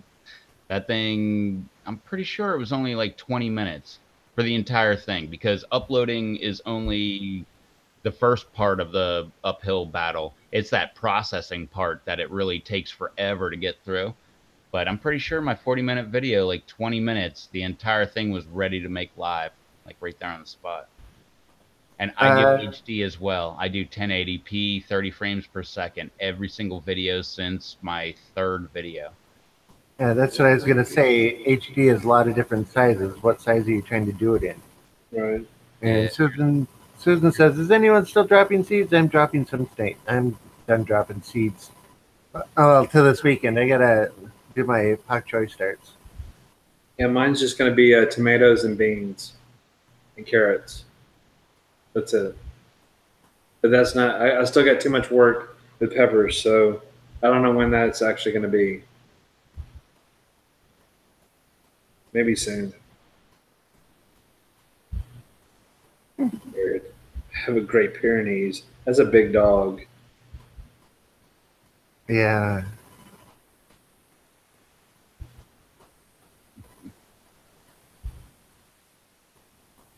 Yeah, I'm not worried about like my pit bull getting eaten. I'm more worried about like my pit bull getting knocked up. The female, and I'm sure that's like drawn in the coyotes. Like, hey, maybe we can do something over here. And she's not fixed. I did not see that coming.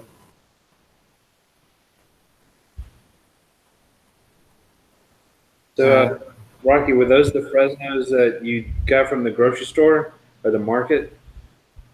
Wasn't it you? You're the one that posted the Fresnos at the market. You got, I think. Pretty sure. I could be wrong. I see so many posts on PLC. I can't remember if I've ever had a Fresno. Aren't they pretty much like a poblano or like, yeah, like a little in a poblano kind of thing, but same size? No, they're more like a jalapeno, a little bit bigger. Mine were, like it might have been small ones, but they're more that like jalapeno-ish type. Are they same like heat level or a little less? Well, depends on how which ones, but I mean some are hotter than others. they're not too bad. They're definitely not a hot. I mean, super hot pepper or nothing.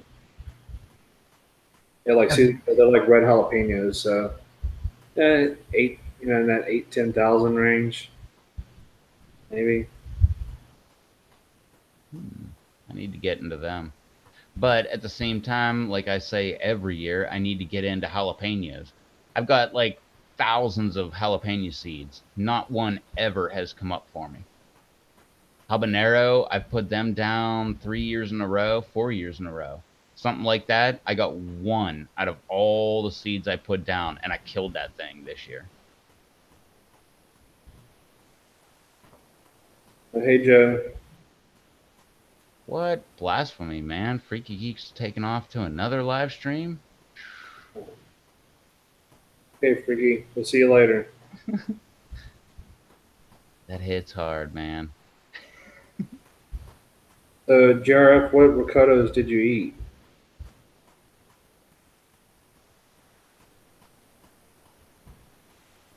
Or is it saying having to deal with ricottos? Is that it? I think that's probably what it is. Just dealing with them, trying to get them to pop.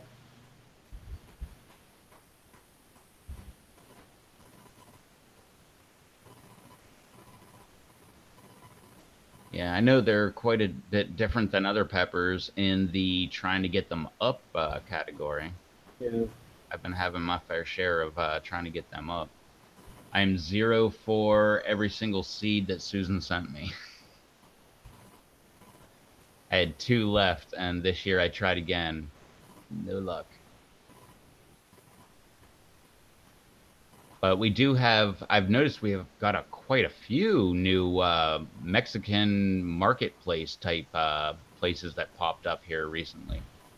So I'm gonna hop into one of those this summer and see if I can find some ricotas or Orange habaneros. what?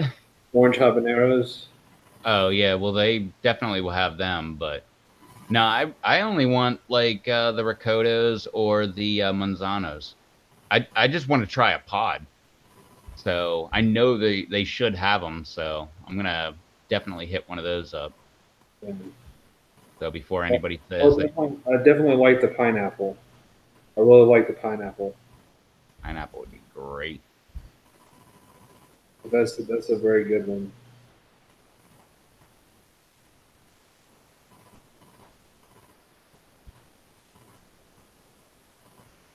Yeah, but I'll be happy to try any of them.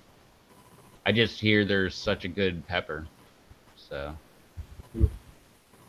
Just I like, just want to. like as you know, for me, I'm taking the seeds off. Oh, absolutely. I recommend that for everybody. Like trying to eat a pepper pod with gravel in it. The seeds are hard as a rock.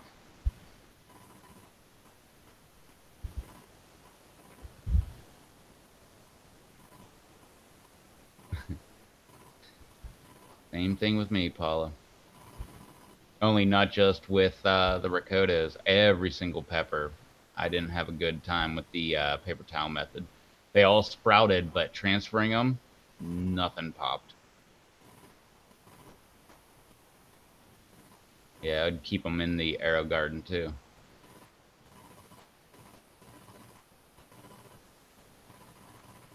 Yeah, I don't know if it's a pain to keep on checking, Susan, but it was a pain to transfer them and then see all of the plants that should have transferred now all die off. That was a pain.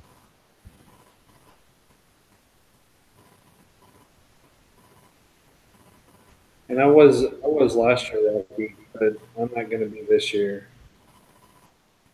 Yeah, I was all I natural did, and I all that did the stuff. best I can. I mean, I'm, I don't know, 50, you call what, 50%? I mean, the compost, everything else I use, is just, um, except last year I tried to put all organic nutrients and everything else. So, I'm just going to go a different route. Yeah, and I was 100% organic for like 7 years, 8 years, something like that. But I don't know. I mean, there's like a whole subject on like, yeah, staying organic and doing it. That's like a whole feat in itself. But I don't know. At one point, I just kind of threw in the towel and was like, all right, just whatever will work.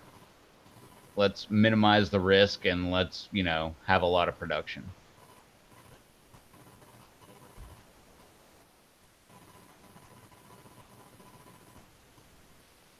But I had a lot of really good success with all organic, but I don't know. When it came to the peppers, I started using Master Blend. I'm like, well, that is not organic. And yeah, ever since then, I kind of just changed my mind a little bit. But I mean, much props to anybody that can do all organic.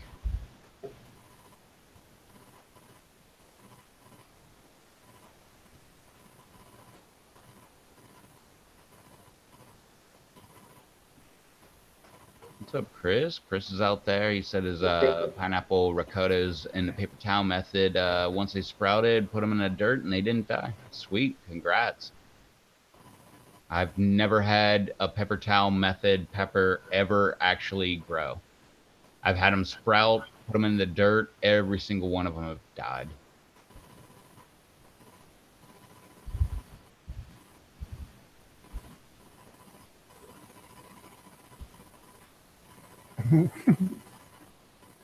Sure, Susan, rub it in.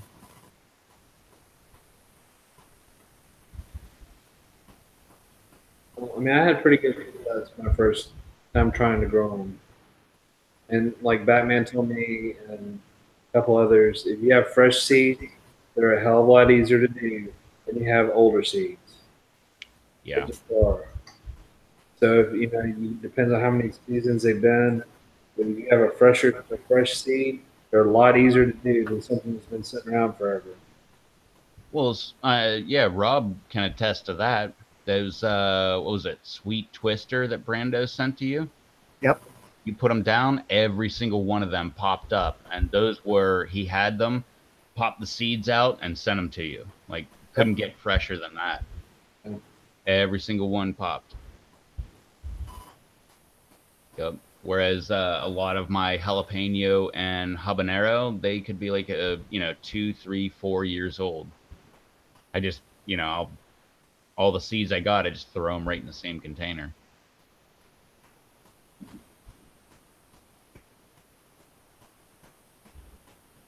Yeah, the Chinese five color was another one that I wanted to get a hold of. yeah, I grew two of those last year. But isn't that an ornamental? Yeah, I'm not growing it this year. Except the only thing I'm doing ornamental wise is that itchy cream. That's pretty much it.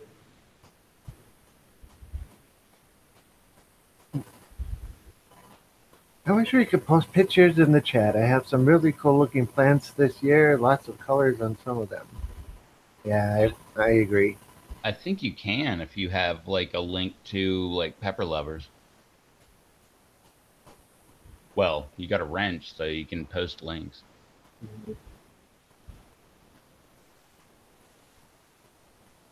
My red ricotta from Remy were over 2 years old and did well. Cool. Yeah, my red ricotas came up too, and then they got frozen, and yeah, that was the end of them. I'm not sure what the length of time is. I don't know.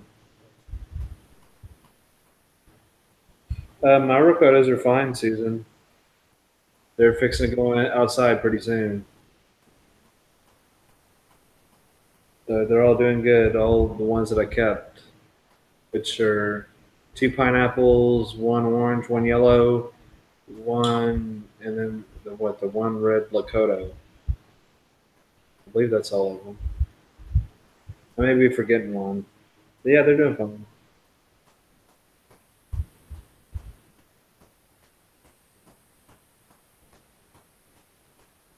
There's way too many peppers out there to try and grow one of each. This is true. Yeah. Well, there's thousands of peppers, so. Yeah, because one guy up in Hugo does 428 starts for people. He sells off the. It says they're usually about 6 to 8 inches tall by the time growing season comes around. It's got an absolutely huge greenhouse up there, from what I understand.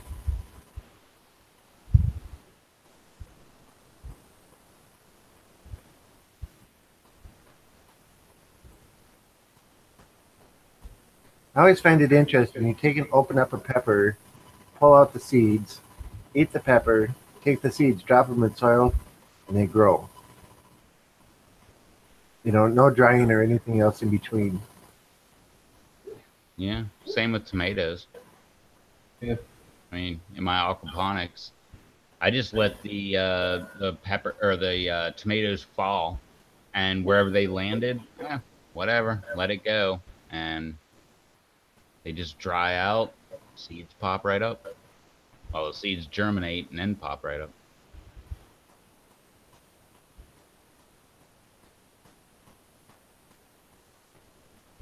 I'm surprised I don't have more walnut trees in my backyard. We have a ton of pine trees that pop up here.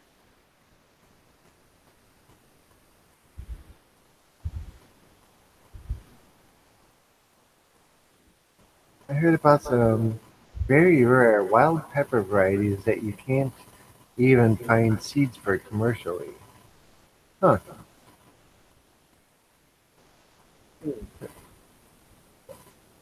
I don't know if I would want something like that because you say some odd name that nobody's ever heard of, and they go, "Huh? What's that?" But on the other side of the coin, you say Pickersgill's orange pepper to somebody, and they go, "What? What's that?" Oh yeah, I still say that. I've heard you talk about that for like 6 months or something like that. I still have never known anybody that grew one of those except for you. Yep. And then there's people like me who would like to try it just because it's a weird pepper. I was like, yeah, cool, sure, I'll try it out.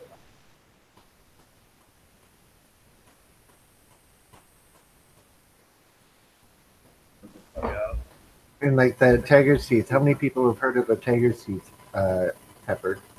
I have because of whatever his name is now, Brendan Picante.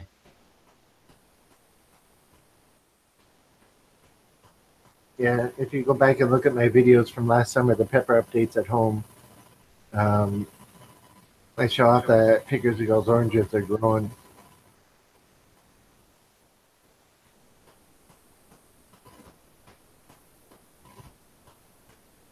Okay, so Paula got the advice, I think it was from us, to cut the nutrients in half, and now things are doing well.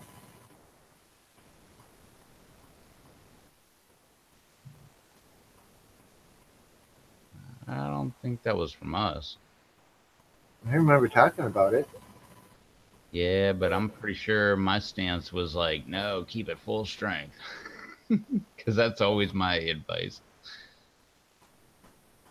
But I mean, if you're burning things, then yeah, go down to half. But I've never gone to half.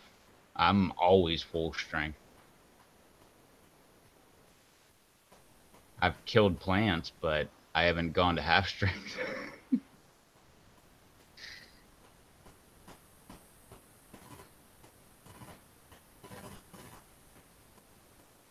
I think with the pak choi this year, I might try watering uh, with the master blend. I only did it a couple times last year, and it worked well.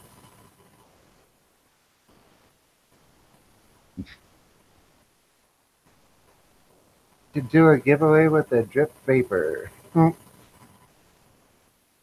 There's so many rules and regulations on sending things like that through the mail now. Yeah, I don't even send stuff out for the shop anymore. Less is more sometimes, yeah. Yeah, I don't fall into that category. I figure if this is what you can get away with, maybe you can do a little bit more than that. like that whole steroids opinion. Like, if I can only use, X amount of steroids, well, X times 2, that'd probably be twice as good, right? That sounds good to me. All right, let's try it. Chris says they came out with a new mod that has the red, blue, green lights in it. Yeah, I know. Well, a guy came into my shop the other day and he's blowing clouds and flashing it up through, and then looking at him like, okay, if you want to draw attention to yourself, that's a great way to do it. Work nice, look cool. Not for me. Question for you. How many plants would you fit in a 4x8 bed peppers? Depends on the type of peppers. Depends on the method. Yeah, because if it's small ornamentals, they only take like a foot by a foot.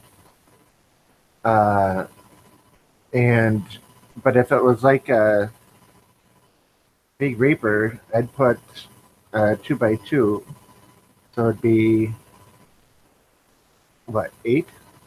Well, according to the Square Foot Gardener, you want 2 foot by 2 foot for a pepper. Yeah. I don't do like raised beds or anything like that. I do like hydro.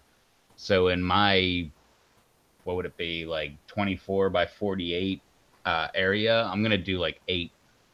But that's because I have a whole tub of nutrients for, like master blend in the tub. So I would do like 8 in a 2 foot by 4 foot. So 4 foot by 8 foot, I'd probably have like 16.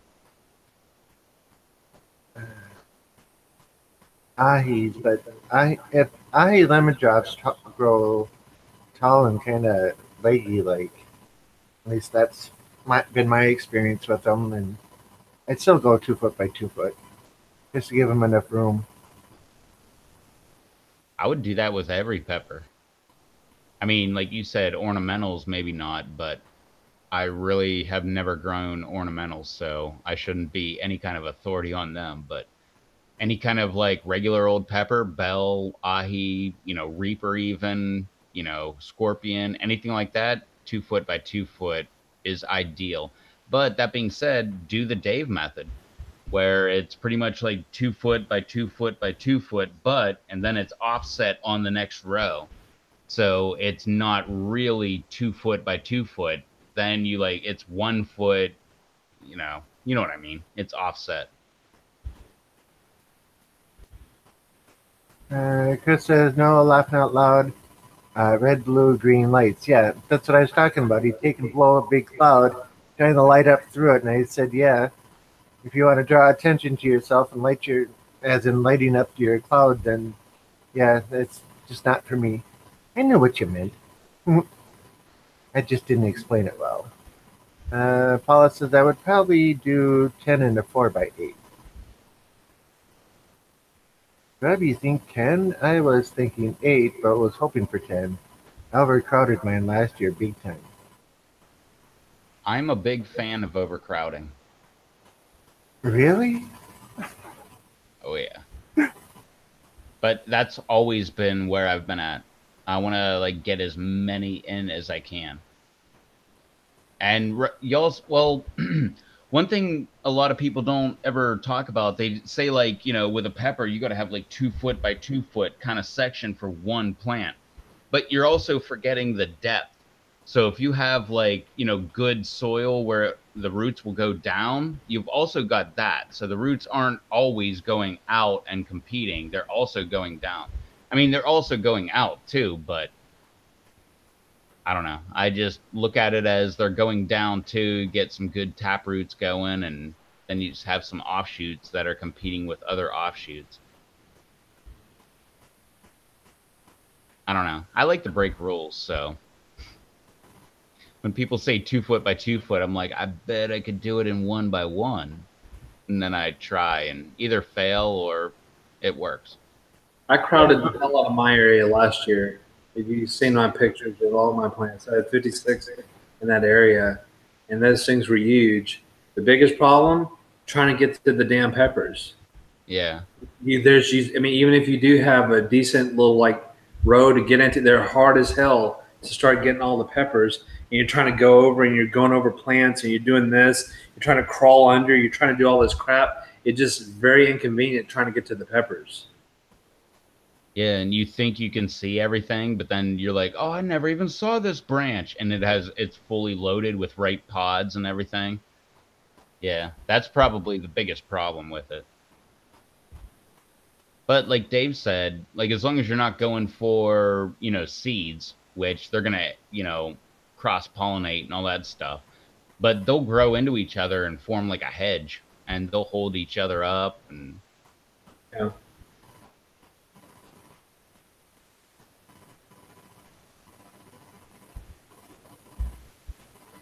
Guess supposed to come back.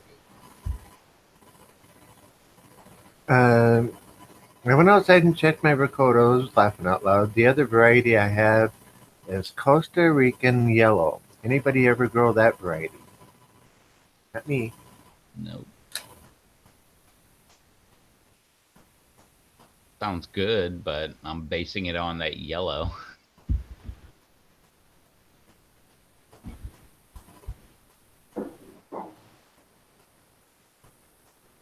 Charles, have you ever grown a Costa Rican yellow? No.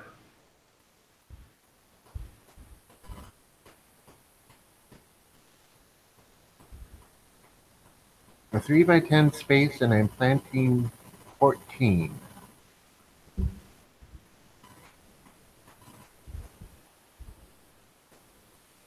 Yeah, if it was staggered, that would probably work out just fine.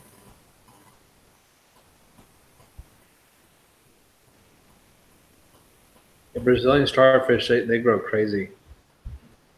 They're like an ahi. They they they just go all over. And that's what she said, Sugar Rush Peach too. Those things go crazy. They take forever to do it, but once they do, they go crazy, and then it takes forever to actually get a pod.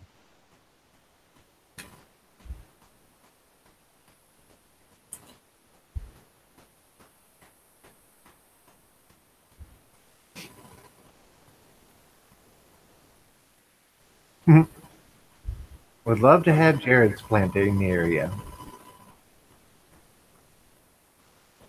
1,500 square feet of space. Wow.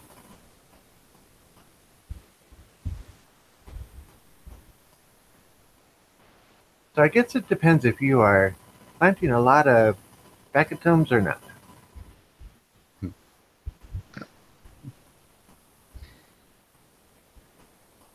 I don't know how to pronounce that. Is it Bacatums? Huh? Bacadums, Bacatums? Chinese and bacadums.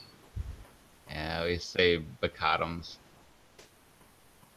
But yeah, the Chinese is my favorite because everybody calls them Chinese. There's Chinese peppers.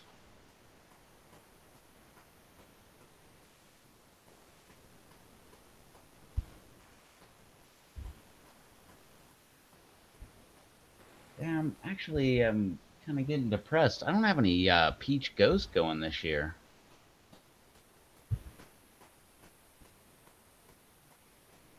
Just regular ghost or base peach ghost scorpion. No, my favorite, one of my favorites to grow is the peach ghost. But no, I got two overwintered ghost peppers. But yeah, I never had any Jay's Peach Ghost Scorpion. I had them, but they never produced, so I don't have any more. But no, I love the Peach Ghost. That thing is, at least with my climate, it's pretty daggone prolific. Once it actually starts putting off pods, there are pods everywhere. That, and it'll put like branches everywhere. It'll just have like all these little offshoots going off, and they'll have pods all over. I put out a orange Copenhagen today. I have one of those. The boot orange Copenhagen? Yeah. Yeah, crossed with pineapple. I have one of them. Okay.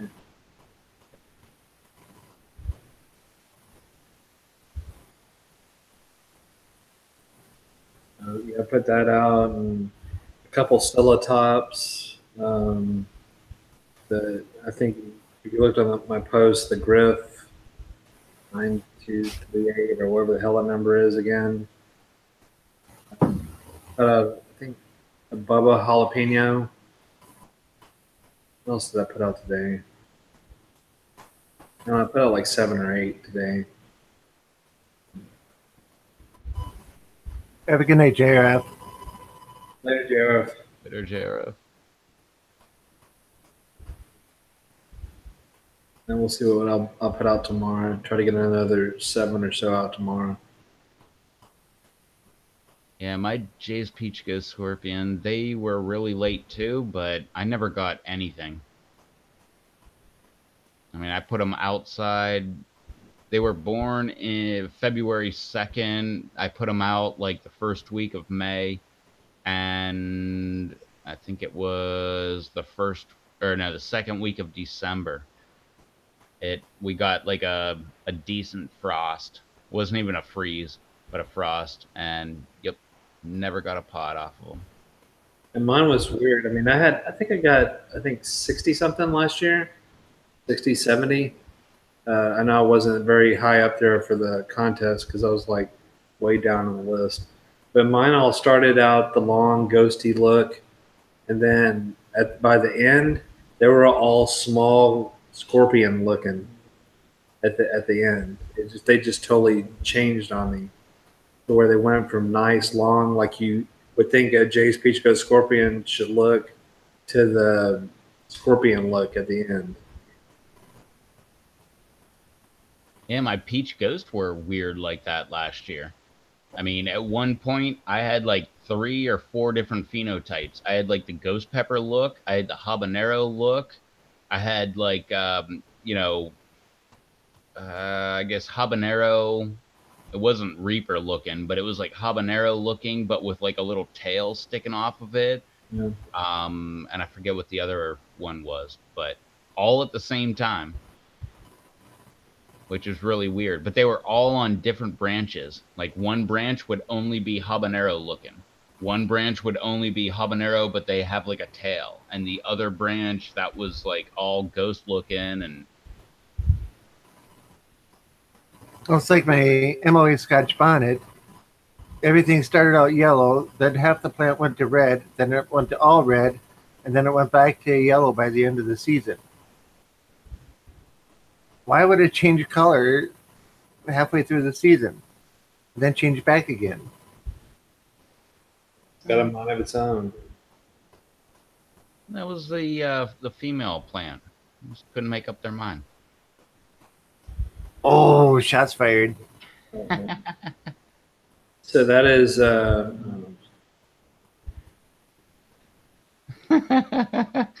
That is... Hmm? Oh, man. Come on, man. I walk right into the fire. You can't just, like, aim at the fire, take a couple shots, and walk away from it.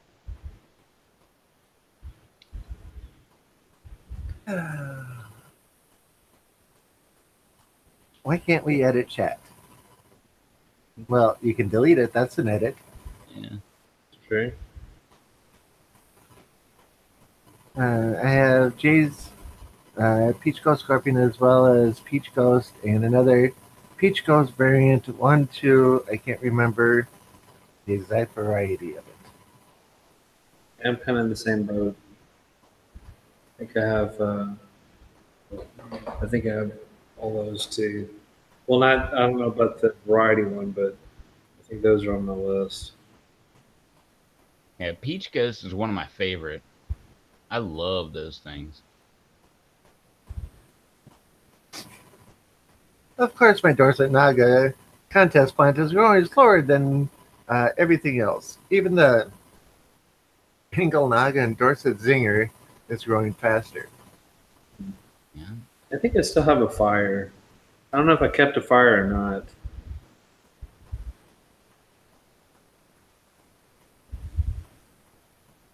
I hope that I like the way that the King's white tie grows.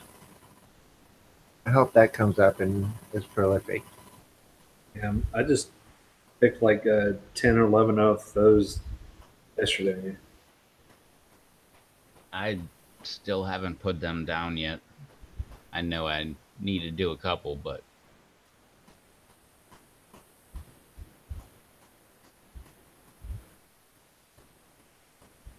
Ah, I have enough plants planted right now to where if half of them come up, I'll be fine. If they all come up, I'll be tight for space. And if multiples come up in each cup, I'm going to be in trouble. I'm at a point where I think that I should change my, you know, my playlist from super hot peppers to ahi peppers, because that's where I've got the majority right now. Like the ahi jabito, the mango, the lemon drop, the Pineapple. pineapple, and the sugar rush peach. I mean, that is a majority of all of the peppers that I have grown right now. Yeah. Yeah, I think I've got like 5 or 6 ahis. And then, of course, my 14 ahi lemon drops. But I should grab my notebook and shout out every single thing that I actually tried to grow. But that's not because that's all I was trying to grow. That's what popped up immediately. Like I had peach ghost down. I had more reapers down. I think I put down some 7 pots. I mean, I put down just about every single thing that I had this year, and the ahis were the main thing that actually popped up.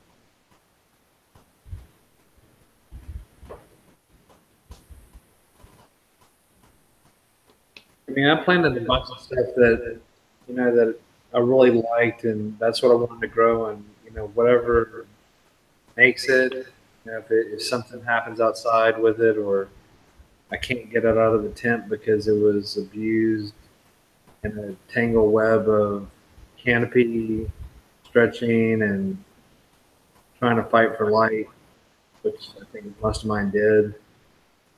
Whatever happens, it happens. So I have enough. I mean, it's going to be over 100.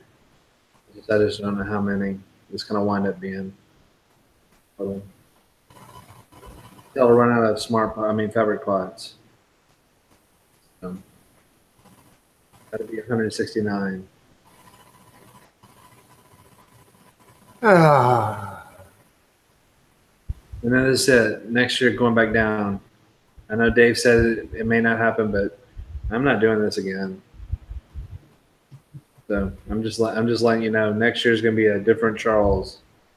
Not crazy like this. now, everybody, write this down on your calendar that on April 4th of 2018, Charles said this. And let's jump ahead a year and see if anybody remembers. And he'll probably be talking about 3,000 plants this year. Nah, I'm pretty sure I won't. Okay. I'm not going to rule out some kind of cool thing for a grow tent or something. I may add stuff to that, but I don't know about adding more peppers. I'm thinking 75 to 100 next year, not 100 something plus. Some big business with a big warehouse will close down and you'll get it for really cheap and go open a big, huge greenhouse with 2,500 plants in it. That'd be cool.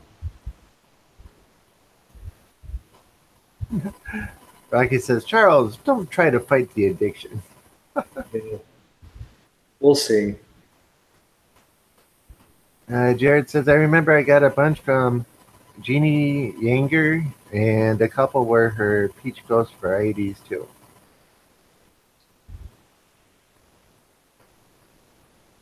I got a feeling I'm going to have 300 plus plants. Right on, Jared. Well, if I hit 100, I'll probably be overwhelmed. Because I don't even know how I'm going to take and sort the peppers when I go to harvest them, because so many of them look, close enough that, yeah. Well, like an ahi pineapple and an ahi lemon drop have the almost same exact appearance.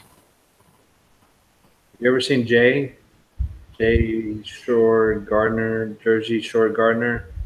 Look at his stuff. He has those each little containers that he has and puts them all in each individual one. Like on a, I don't know, you can use like a buggy or whatever the heck you have, but all of the little containers that hold all the peppers that you harvest. All of them just put what they are. Yeah, I was thinking I could get a bunch of those little Rubbermaid containers and start writing names on covers and put them in there and do it that way. Or you go and you pre-plan and you find all the peppers that there's no way in hell you can ever mistake for one another, and then you never have that problem. If you get a different pepper that looks totally, has nothing, no resemblance to any others, you're fine. Where we run into problems is when you start getting like, all your red scorpions or all your red seven pots or whatever. It's like, try to look at a 7-pot lava and a 7-pot this and a 7-pot that. You're like, shh. Now it could be, in some there's a little bit of difference, but those are hard to start, distinguishing between them. Just don't do that. Yeah, because what was it? I mean, your case should be easy. It should just look yellow. Ahi lemon drop. That's it. One plant. And I think you'd be satisfied. The ahi pineapple looks the exact same way. Well, just don't grow ahi pineapples. Just lemon drops. That's what They're I'm saying. already planted. You're going to be lemon drop Todd. Drop Jeff. Well, the ahi lemon drops are staying in the house, so that'll be easy to keep those apart. But there was two that I did last year. It was a Bohemian goat and another pod that was orange and almost same color orange and same type of shape. Mm-hmm. And I kept getting those suckers mixed up. Yeah. I had to taste one to see which one it was. Well, I mean, you look at it, some of them, like the ones I have, I mean, if you let a Pentanero go too far, a Pentanero is like, it'll go like a yellowish, but it'll go almost orange. Also, when it's like really, really ripe or whatever, those are kind of hard to do. The one I'm growing this year, I'm growing a Jamaican jerk, I think it's called. That looks just like a Bohemian goat almost. I got those from Sea Spring Seeds as well. But it's called a Jamaican jerk pepper. They look pretty damn close to a Bohemian goat. That should be a fun one.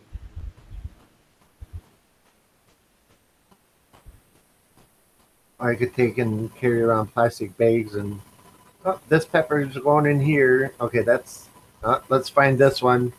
All right, these peppers. Well, see if you can hold off a day, and then just that one day you just do that plant. Yeah, I was thinking rows. Or row or whatever it might be. Or it's just all be just a mystery.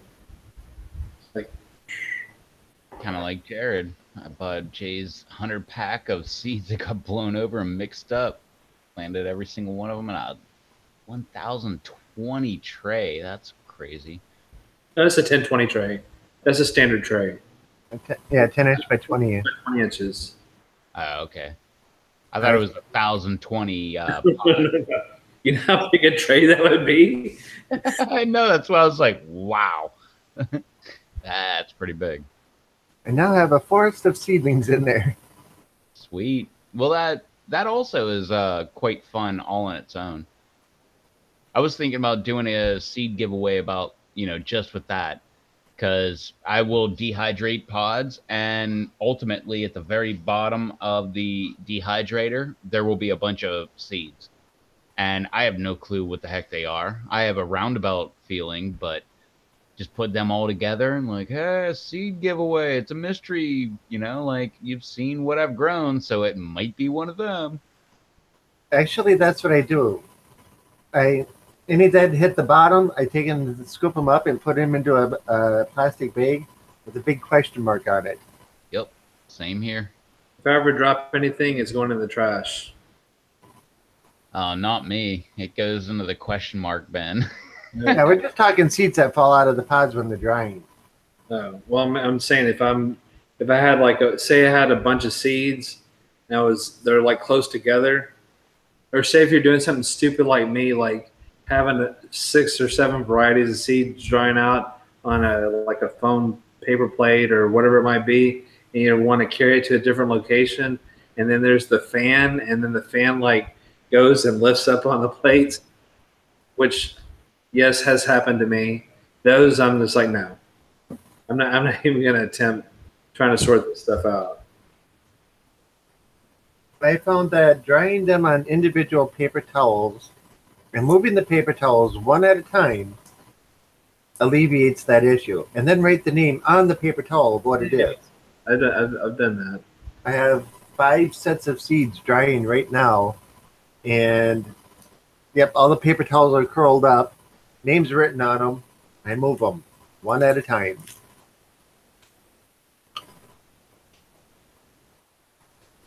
Ah, gotta have some fun. Yeah. Jared says, fantastic germination. There are obviously a lot of SRP seeds in it. They are pretty easy to tell apart from the others. Just like the giant red rocotos, or any of the rocotos for that matter, the round seeds. Those are easy enough to pick out.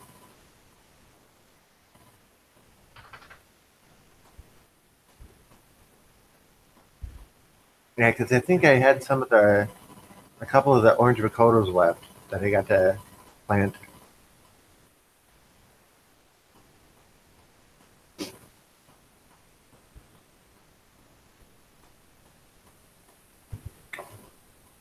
I can't help it. I'm hungry. Sorry. I love keeping the camera on you when you do that stuff. Me? Yeah. I don't know why. It's kind of boring. Look at that. Cute little boy.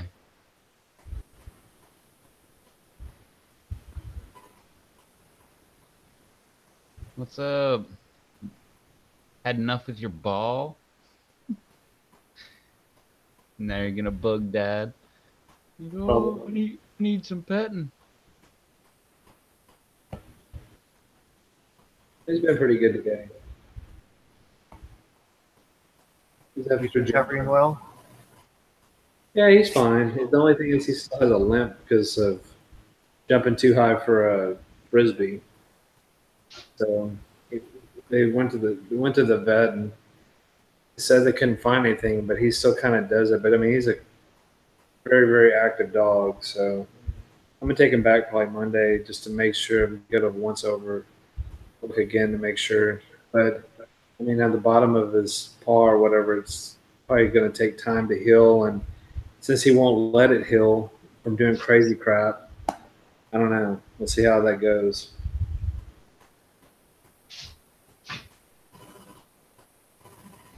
What are you doing, dog? Hey. My dog knocked a bunch of seeds that were drying in coffee filters on the floor. I was pretty upset, but threw them all away. My theory with the question mark seeds is I want to go driving down the road, throw them out the window, and see if any of them grow. You know, come back a few months later and see if there's any pepper plants sitting there.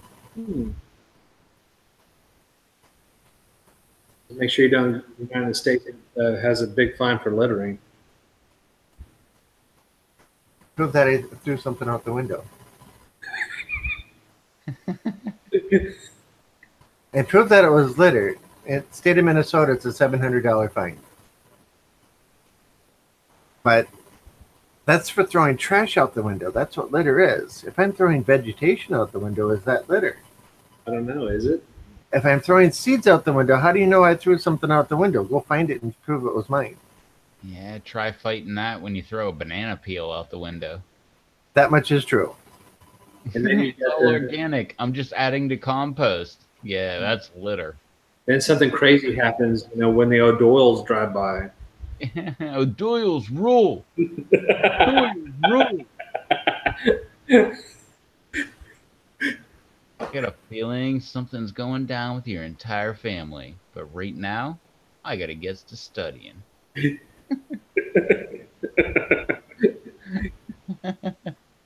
Rob's over there like trying to like smile and like, yeah, I'm with it. I understand what's going on. Meanwhile, we all know he doesn't know. Nope, I don't. Name that movie, Rob. Quick. I have no clue. Billy Madison. Well, that tells you why. Let's see. Rocky says, I just grow out mystery seeds and use the plants to place on the front porch for decoration. I hate wasting seeds. Absolutely. Same here. O'Doyle's rule. Doyle's rule. But O'Doyle, I've got a whole feeling your whole family is going down. the car adventure video that we did, that road that I was on is like 15 miles. Wait, are you admitting where you litter? And mile marker 75. Don't do that. I did not say anything about littering. The video that we were in, that stretch of road, that's few farmhouses and that kind of stuff. Otherwise, there's farmland. But if somebody were to go along like every 5 feet and plant a seed and walk away, I wonder how many of those would actually come up. Are you going to try an experiment? No, because it just dawned on me that the first 6 feet from the road, they take and trim. I'd have to go like 6 feet in. Yep. But if Susie's here. Hey, Susie. But if I went and threw a whole handful out, and in an area where the river isn't too far away, it might work well. I'd make those wildflower seeds bombs and add your pepper seeds to them. Oh, is that the ones where they were dropping them from the helicopter to reseed the one island as an experiment? They were dropping all the seed bombs out, they'd hit, and fertilizer and seeds would go shooting or popping all over the place. I never heard how that turned out. I throw banana peels out the window all the time. I would too. Apple cores. Pear cores, Yeah. vines from grapes. It's organic. It will compost down. It will feed the plants. Yeah. Next year sometime. Maybe this year. The only problem with bananas is, and mind you, I'm just making this up off the top of my head. The only problem with bananas is they come from a southern country. Who wants that kind of compost up here? Well, that and the whole slippage thing. Yeah, but if you get it into the weeds on the side of the road, somebody's walking down there, they deserve to slip. Well, maybe not, but it sounded funny in my head. Apparently it wasn't. I do that all the time. I think things are funny, but they're really not. Oh yeah, same here. Yeah, the amount of times I have a joke where I think that, oh, that'll land, and then I put it out there and it doesn't land. Yeah, like that ratio is really high, like 95% or something like that. But hey, I laughed. I'm 100% for myself.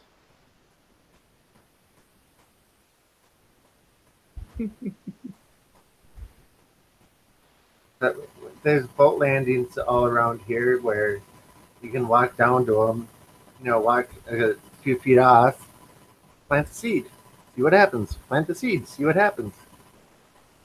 Now, granted, the deer would probably come by and eat them all, but it might help plant more plants somewhere. I thought about doing that with chives too. Just take a whole bunch of chive seeds and throw them out the window. We got wild chives grown everywhere.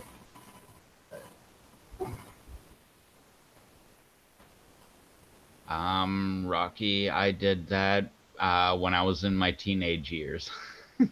Threw every single one of them that I had out the window. I never saw any of them growing. But I I can tried. I can picture Rob out on a highway with his house garden cedar, planting a 10-mile long row of pepper seeds. I can see me doing it too. Susie says, just stop by to say hi. Bedtime night. All have a great night. All right. Hi, Susie. Bye, Susie. Have a good night, Susie. Bye, Susie. Bye, Susie. Bye, Felicia.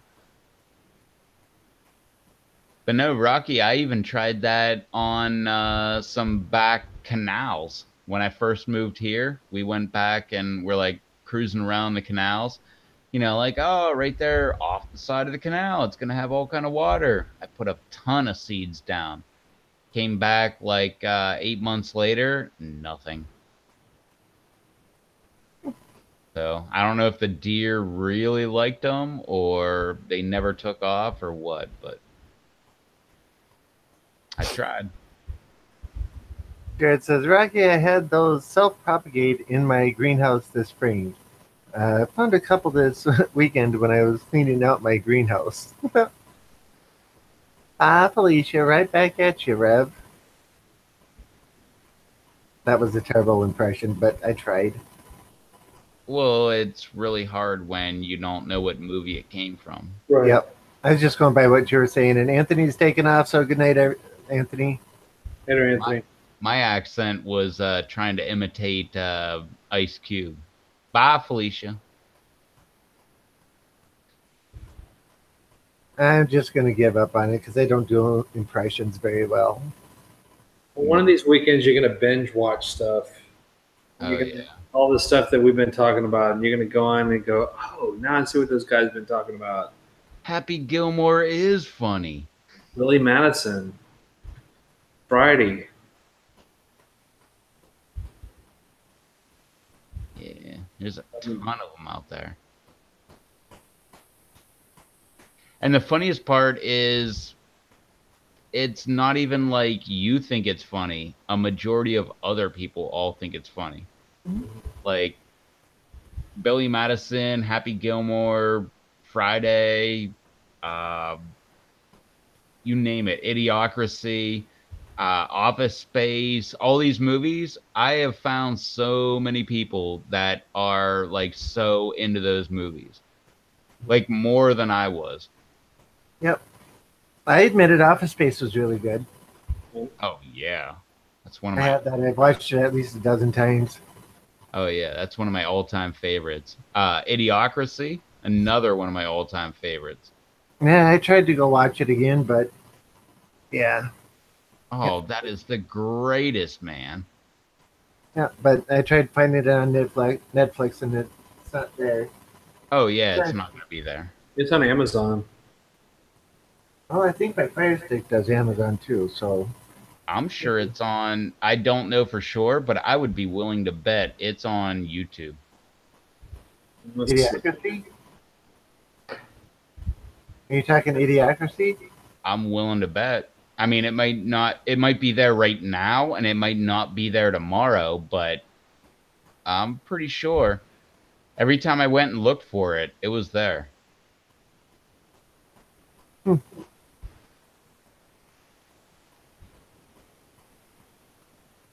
Oh, and if you're still here, Susie, thanks for hanging out for the small amount of time you were hanging out.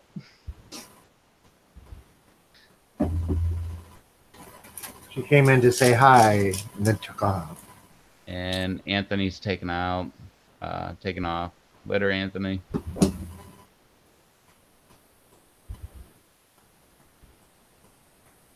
Jared, I was 2 months too late? For what? You're throwing the seeds. Yeah. Joe Dirt was really funny. That was a great movie. It seems like they have it on there. Stop looking at me, Swan. Charles have it on where? On YouTube, it shows it. under this one. It's like an hour and something or whatever. Idiocracy full movies. I don't know. It's so great. It's a lot of stuff, man. Talking about President Camacho. I love when they're in the White House and like all that commotion happens outside. She just wakes up. She's like, "Oh shit, it's upgrade."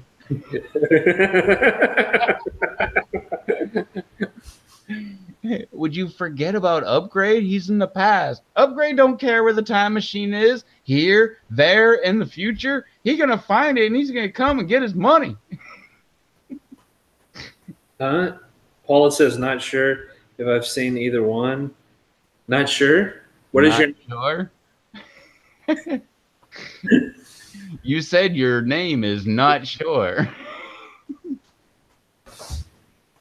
I'm Yeah, not, she's talking about Joe Dirt too. Yeah, I saw Joe Dirt too.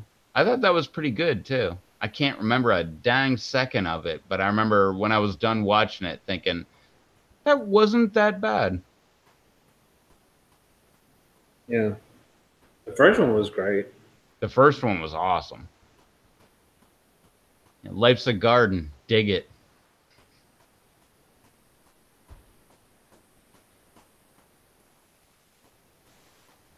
Ah, Yeah, but Idiocracy, that's one of my all-time favorite movies. Finally, Joe just convinced them that he could talk to the plants, and the plants told them that they would rather have water than Brondo. even though it has electrolytes. Water? Like, out the toilet? I'm no genius, but I never seen no plants grow out no toilet. Now, okay, now this one goes in your mouth. This one goes here. Or wait, no. Oh, wait, I got them backwards. This one goes in your mouth. This one goes in your butt. Oh my god. And then at the like towards the beginning or whatever, at the beginning is like when they're doing the family tree, and just showing you the evolution of the how everything just gets dumbed down because oh man, that's awesome. What's the dumbed down guy's name? Cletus. Cletus, yeah. And Cletus Jr. and oh shit, I'm pregnant again.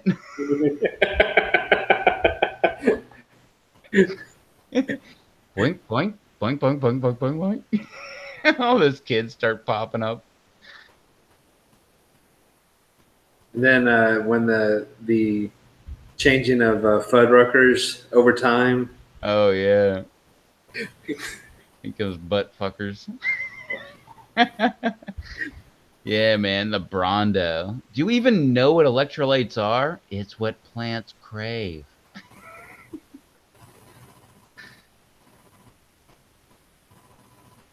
Turns out the electrolytes were salts that build up in the soil over time. I love the President Camacho's State of the Union address. He's like, shit, I know shit's bad. But, we're lacking burrito coverings.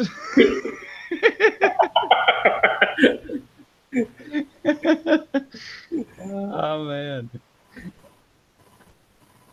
Yeah, if you've never seen that movie, go watch that movie. It's one of the greatest movies of all time. President Camacho. What was he like wrestling champion, porn star, blah blah blah, but now he's the president of the United States.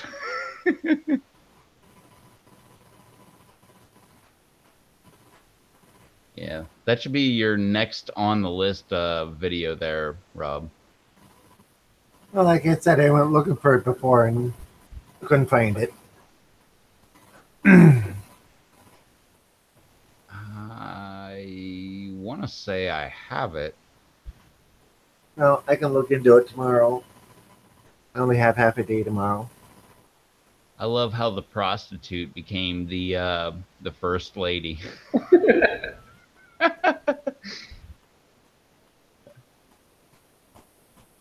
You ever get the thought that maybe Einstein was looking around at everybody, thinking everybody's a bunch of dumb shits? Now you know why he built that bomb.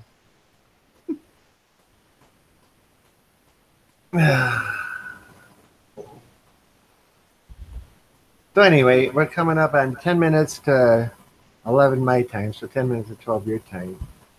Me and my buddy were doing that whole Rondo skit at work last week. Uh-oh. It's got what plants crave. You even know what electrolytes are? They're what plants crave. Yeah. Ugh. At first, too, when he's like gets reassigned, he's like, "But I like it here. I thought I would just stay here and stay at my desk and be quiet and nobody bothers me and just retire here." It's like, no, that's not going to happen. You're getting transferred. Yeah, but I haven't even had a chance to train the new guy. I'm pretty sure he knows how to sit on his ass.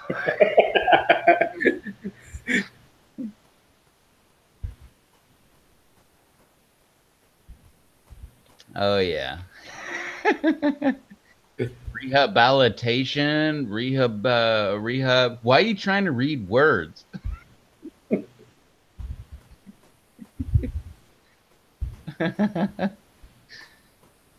Oh, yeah. And Starbucks.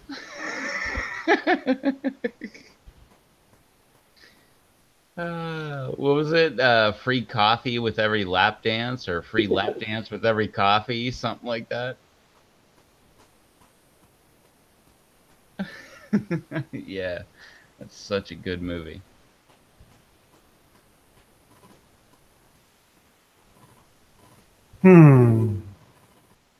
That's the noise made, people, from somebody that hasn't watched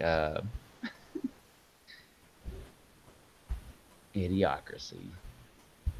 I think I watched it. It's just been many years, and I don't remember much of it.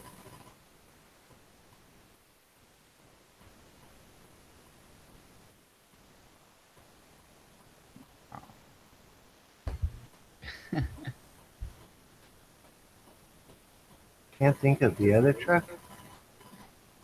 The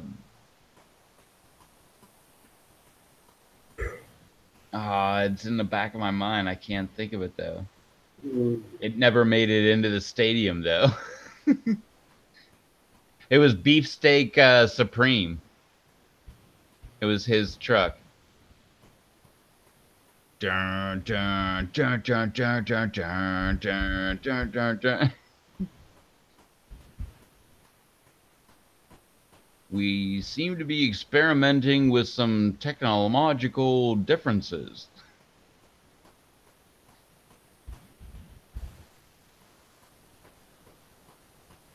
I didn't do it.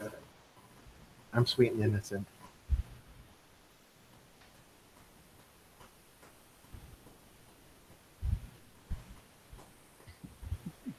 Wait, you like lattes and money too? Hmm.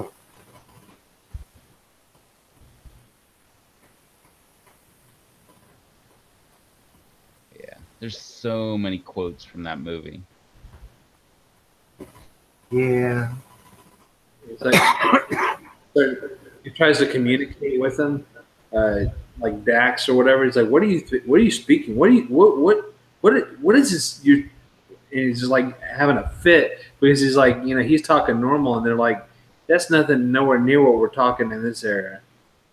It was a mixture of Valley Girl, Hillbilly, and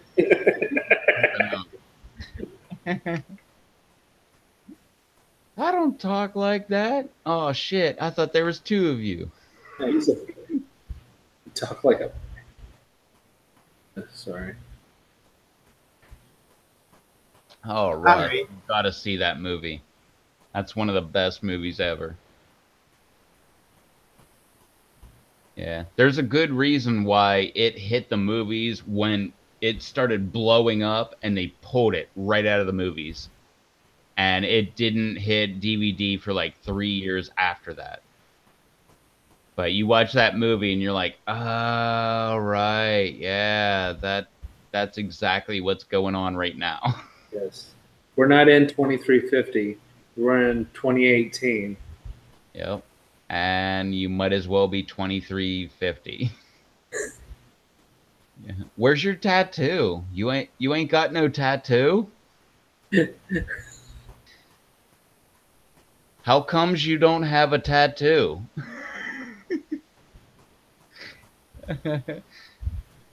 My last girlfriend was a tard. She was an airline pilot.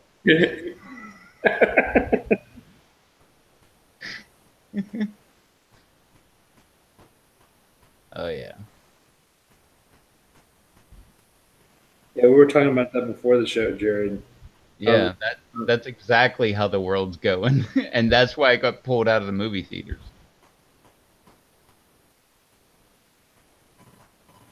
What was the very one of the very beginning parts with Cletus Jr., I believe? He was like, I bet you I can jump that with my jet ski. And he was like trying to jump out of a pole like over like a truck or something.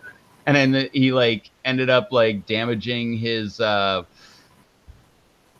testicles. And yeah, because all kind of technology is way advanced, they got him his testicles right back. And then all of a sudden right after that you just see bloop, bloop, bloop, bloop, bloop, bloop, like new babies just start popping up all over the place.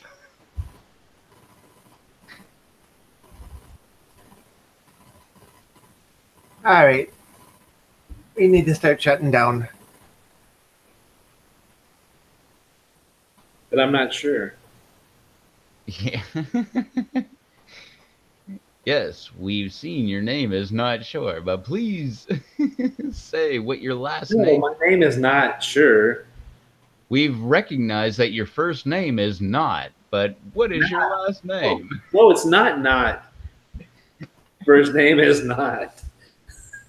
That's so great. We got this guy, not sure. He's a genius. He's gonna figure out all our crop problems. Let's see. Let's start with our outros. I'm Charles P. Tomorrow I'll be on the Bat and Bear show. So tune into that at 10 p.m. Eastern. Make it Wayne. Make it Wayne's channel. I'll be eating the Crimson Blaze Bambi. So Make it Wayne. Make sure you're there tomorrow at 10 o'clock p.m. Eastern.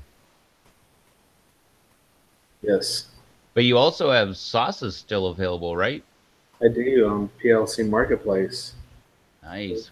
Check that out as well. If you, so I have three varieties still. So just check, just message me on through Hangouts or what have you if you're interested. Be back here on Friday. I believe we'll be here Friday. Thanks, Russ. We'll probably be doing more movie quotes. You never know. Rob may actually watch Idiocracy before Friday, so you can keep up and go and say how much of a blast he had watching this movie. Carl's, yeah, Carl's Jr. is determined that you are an unfit mother. Your kids have been confiscated to Carl's Jr. Why does everybody say brought to you by Carl's Jr. after everything? That's how we make money. Duh.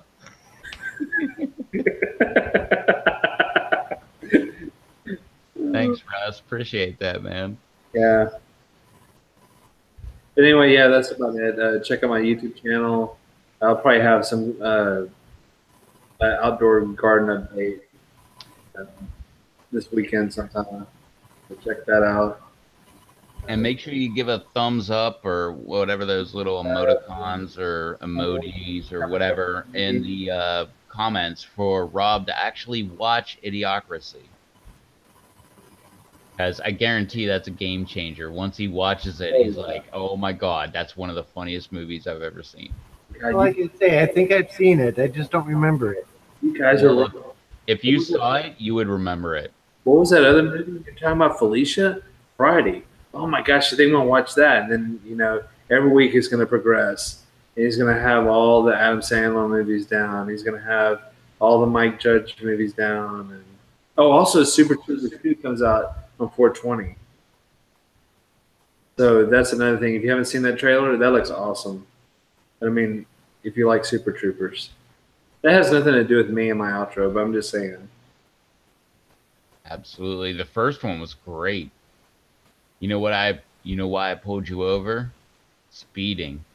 Speeding in, speeding in, speeding in, smoking the reefer.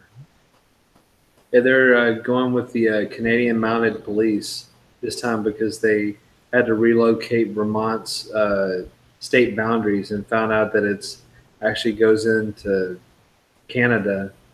And then they have to go and do a joint, I guess, force with Canadian Mounted Police.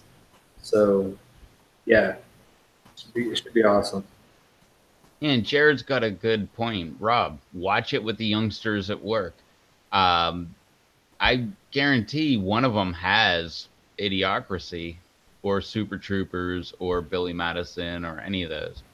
I tried watching Super Troopers, hated it, shut it off. I didn't like Billy Madison, watched it all the way through, Whoa, and I wait a hated minute. Happy Gilmore. So Wait, no, Well, no. there's no way, Meow. Hey, there's no way, Meow. There's no way. No way, Meow, that you don't like that movie. Yeah, Meow. There's no way you could hate that movie, Meow. sorry, I have an opinion.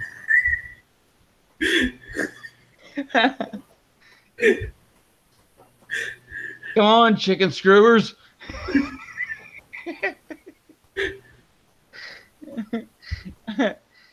Oh my God, man. I don't know. Maybe with Super Troopers, you might not like it. Maybe Friday, you might not like it. But Idiocracy, you gotta find the humor in that. I already said I will try and find it. Right? Oh, Don't have to keep ask Devin. Devin probably has that movie at home. He might, but you don't need to keep reiterating it over and over again that I need to do it when I said I would look. Right? So, and I'm sorry I have an opinion about the other movies and don't like them. Don't try and change my mind. It's just the way it is. I don't like Adam Sandler as an actor, so Oh, quit pushing him, you know.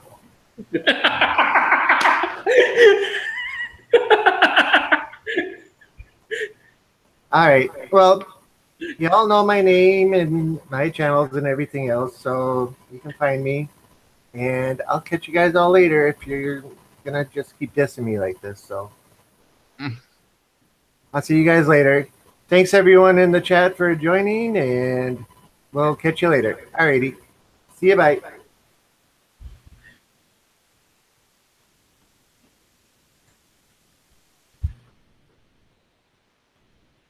Okay. Well, that just happened. So anyway. Well, we were live. You guys were here. It was fun. So we'll have more fun next time. So see y'all later. Take it easy.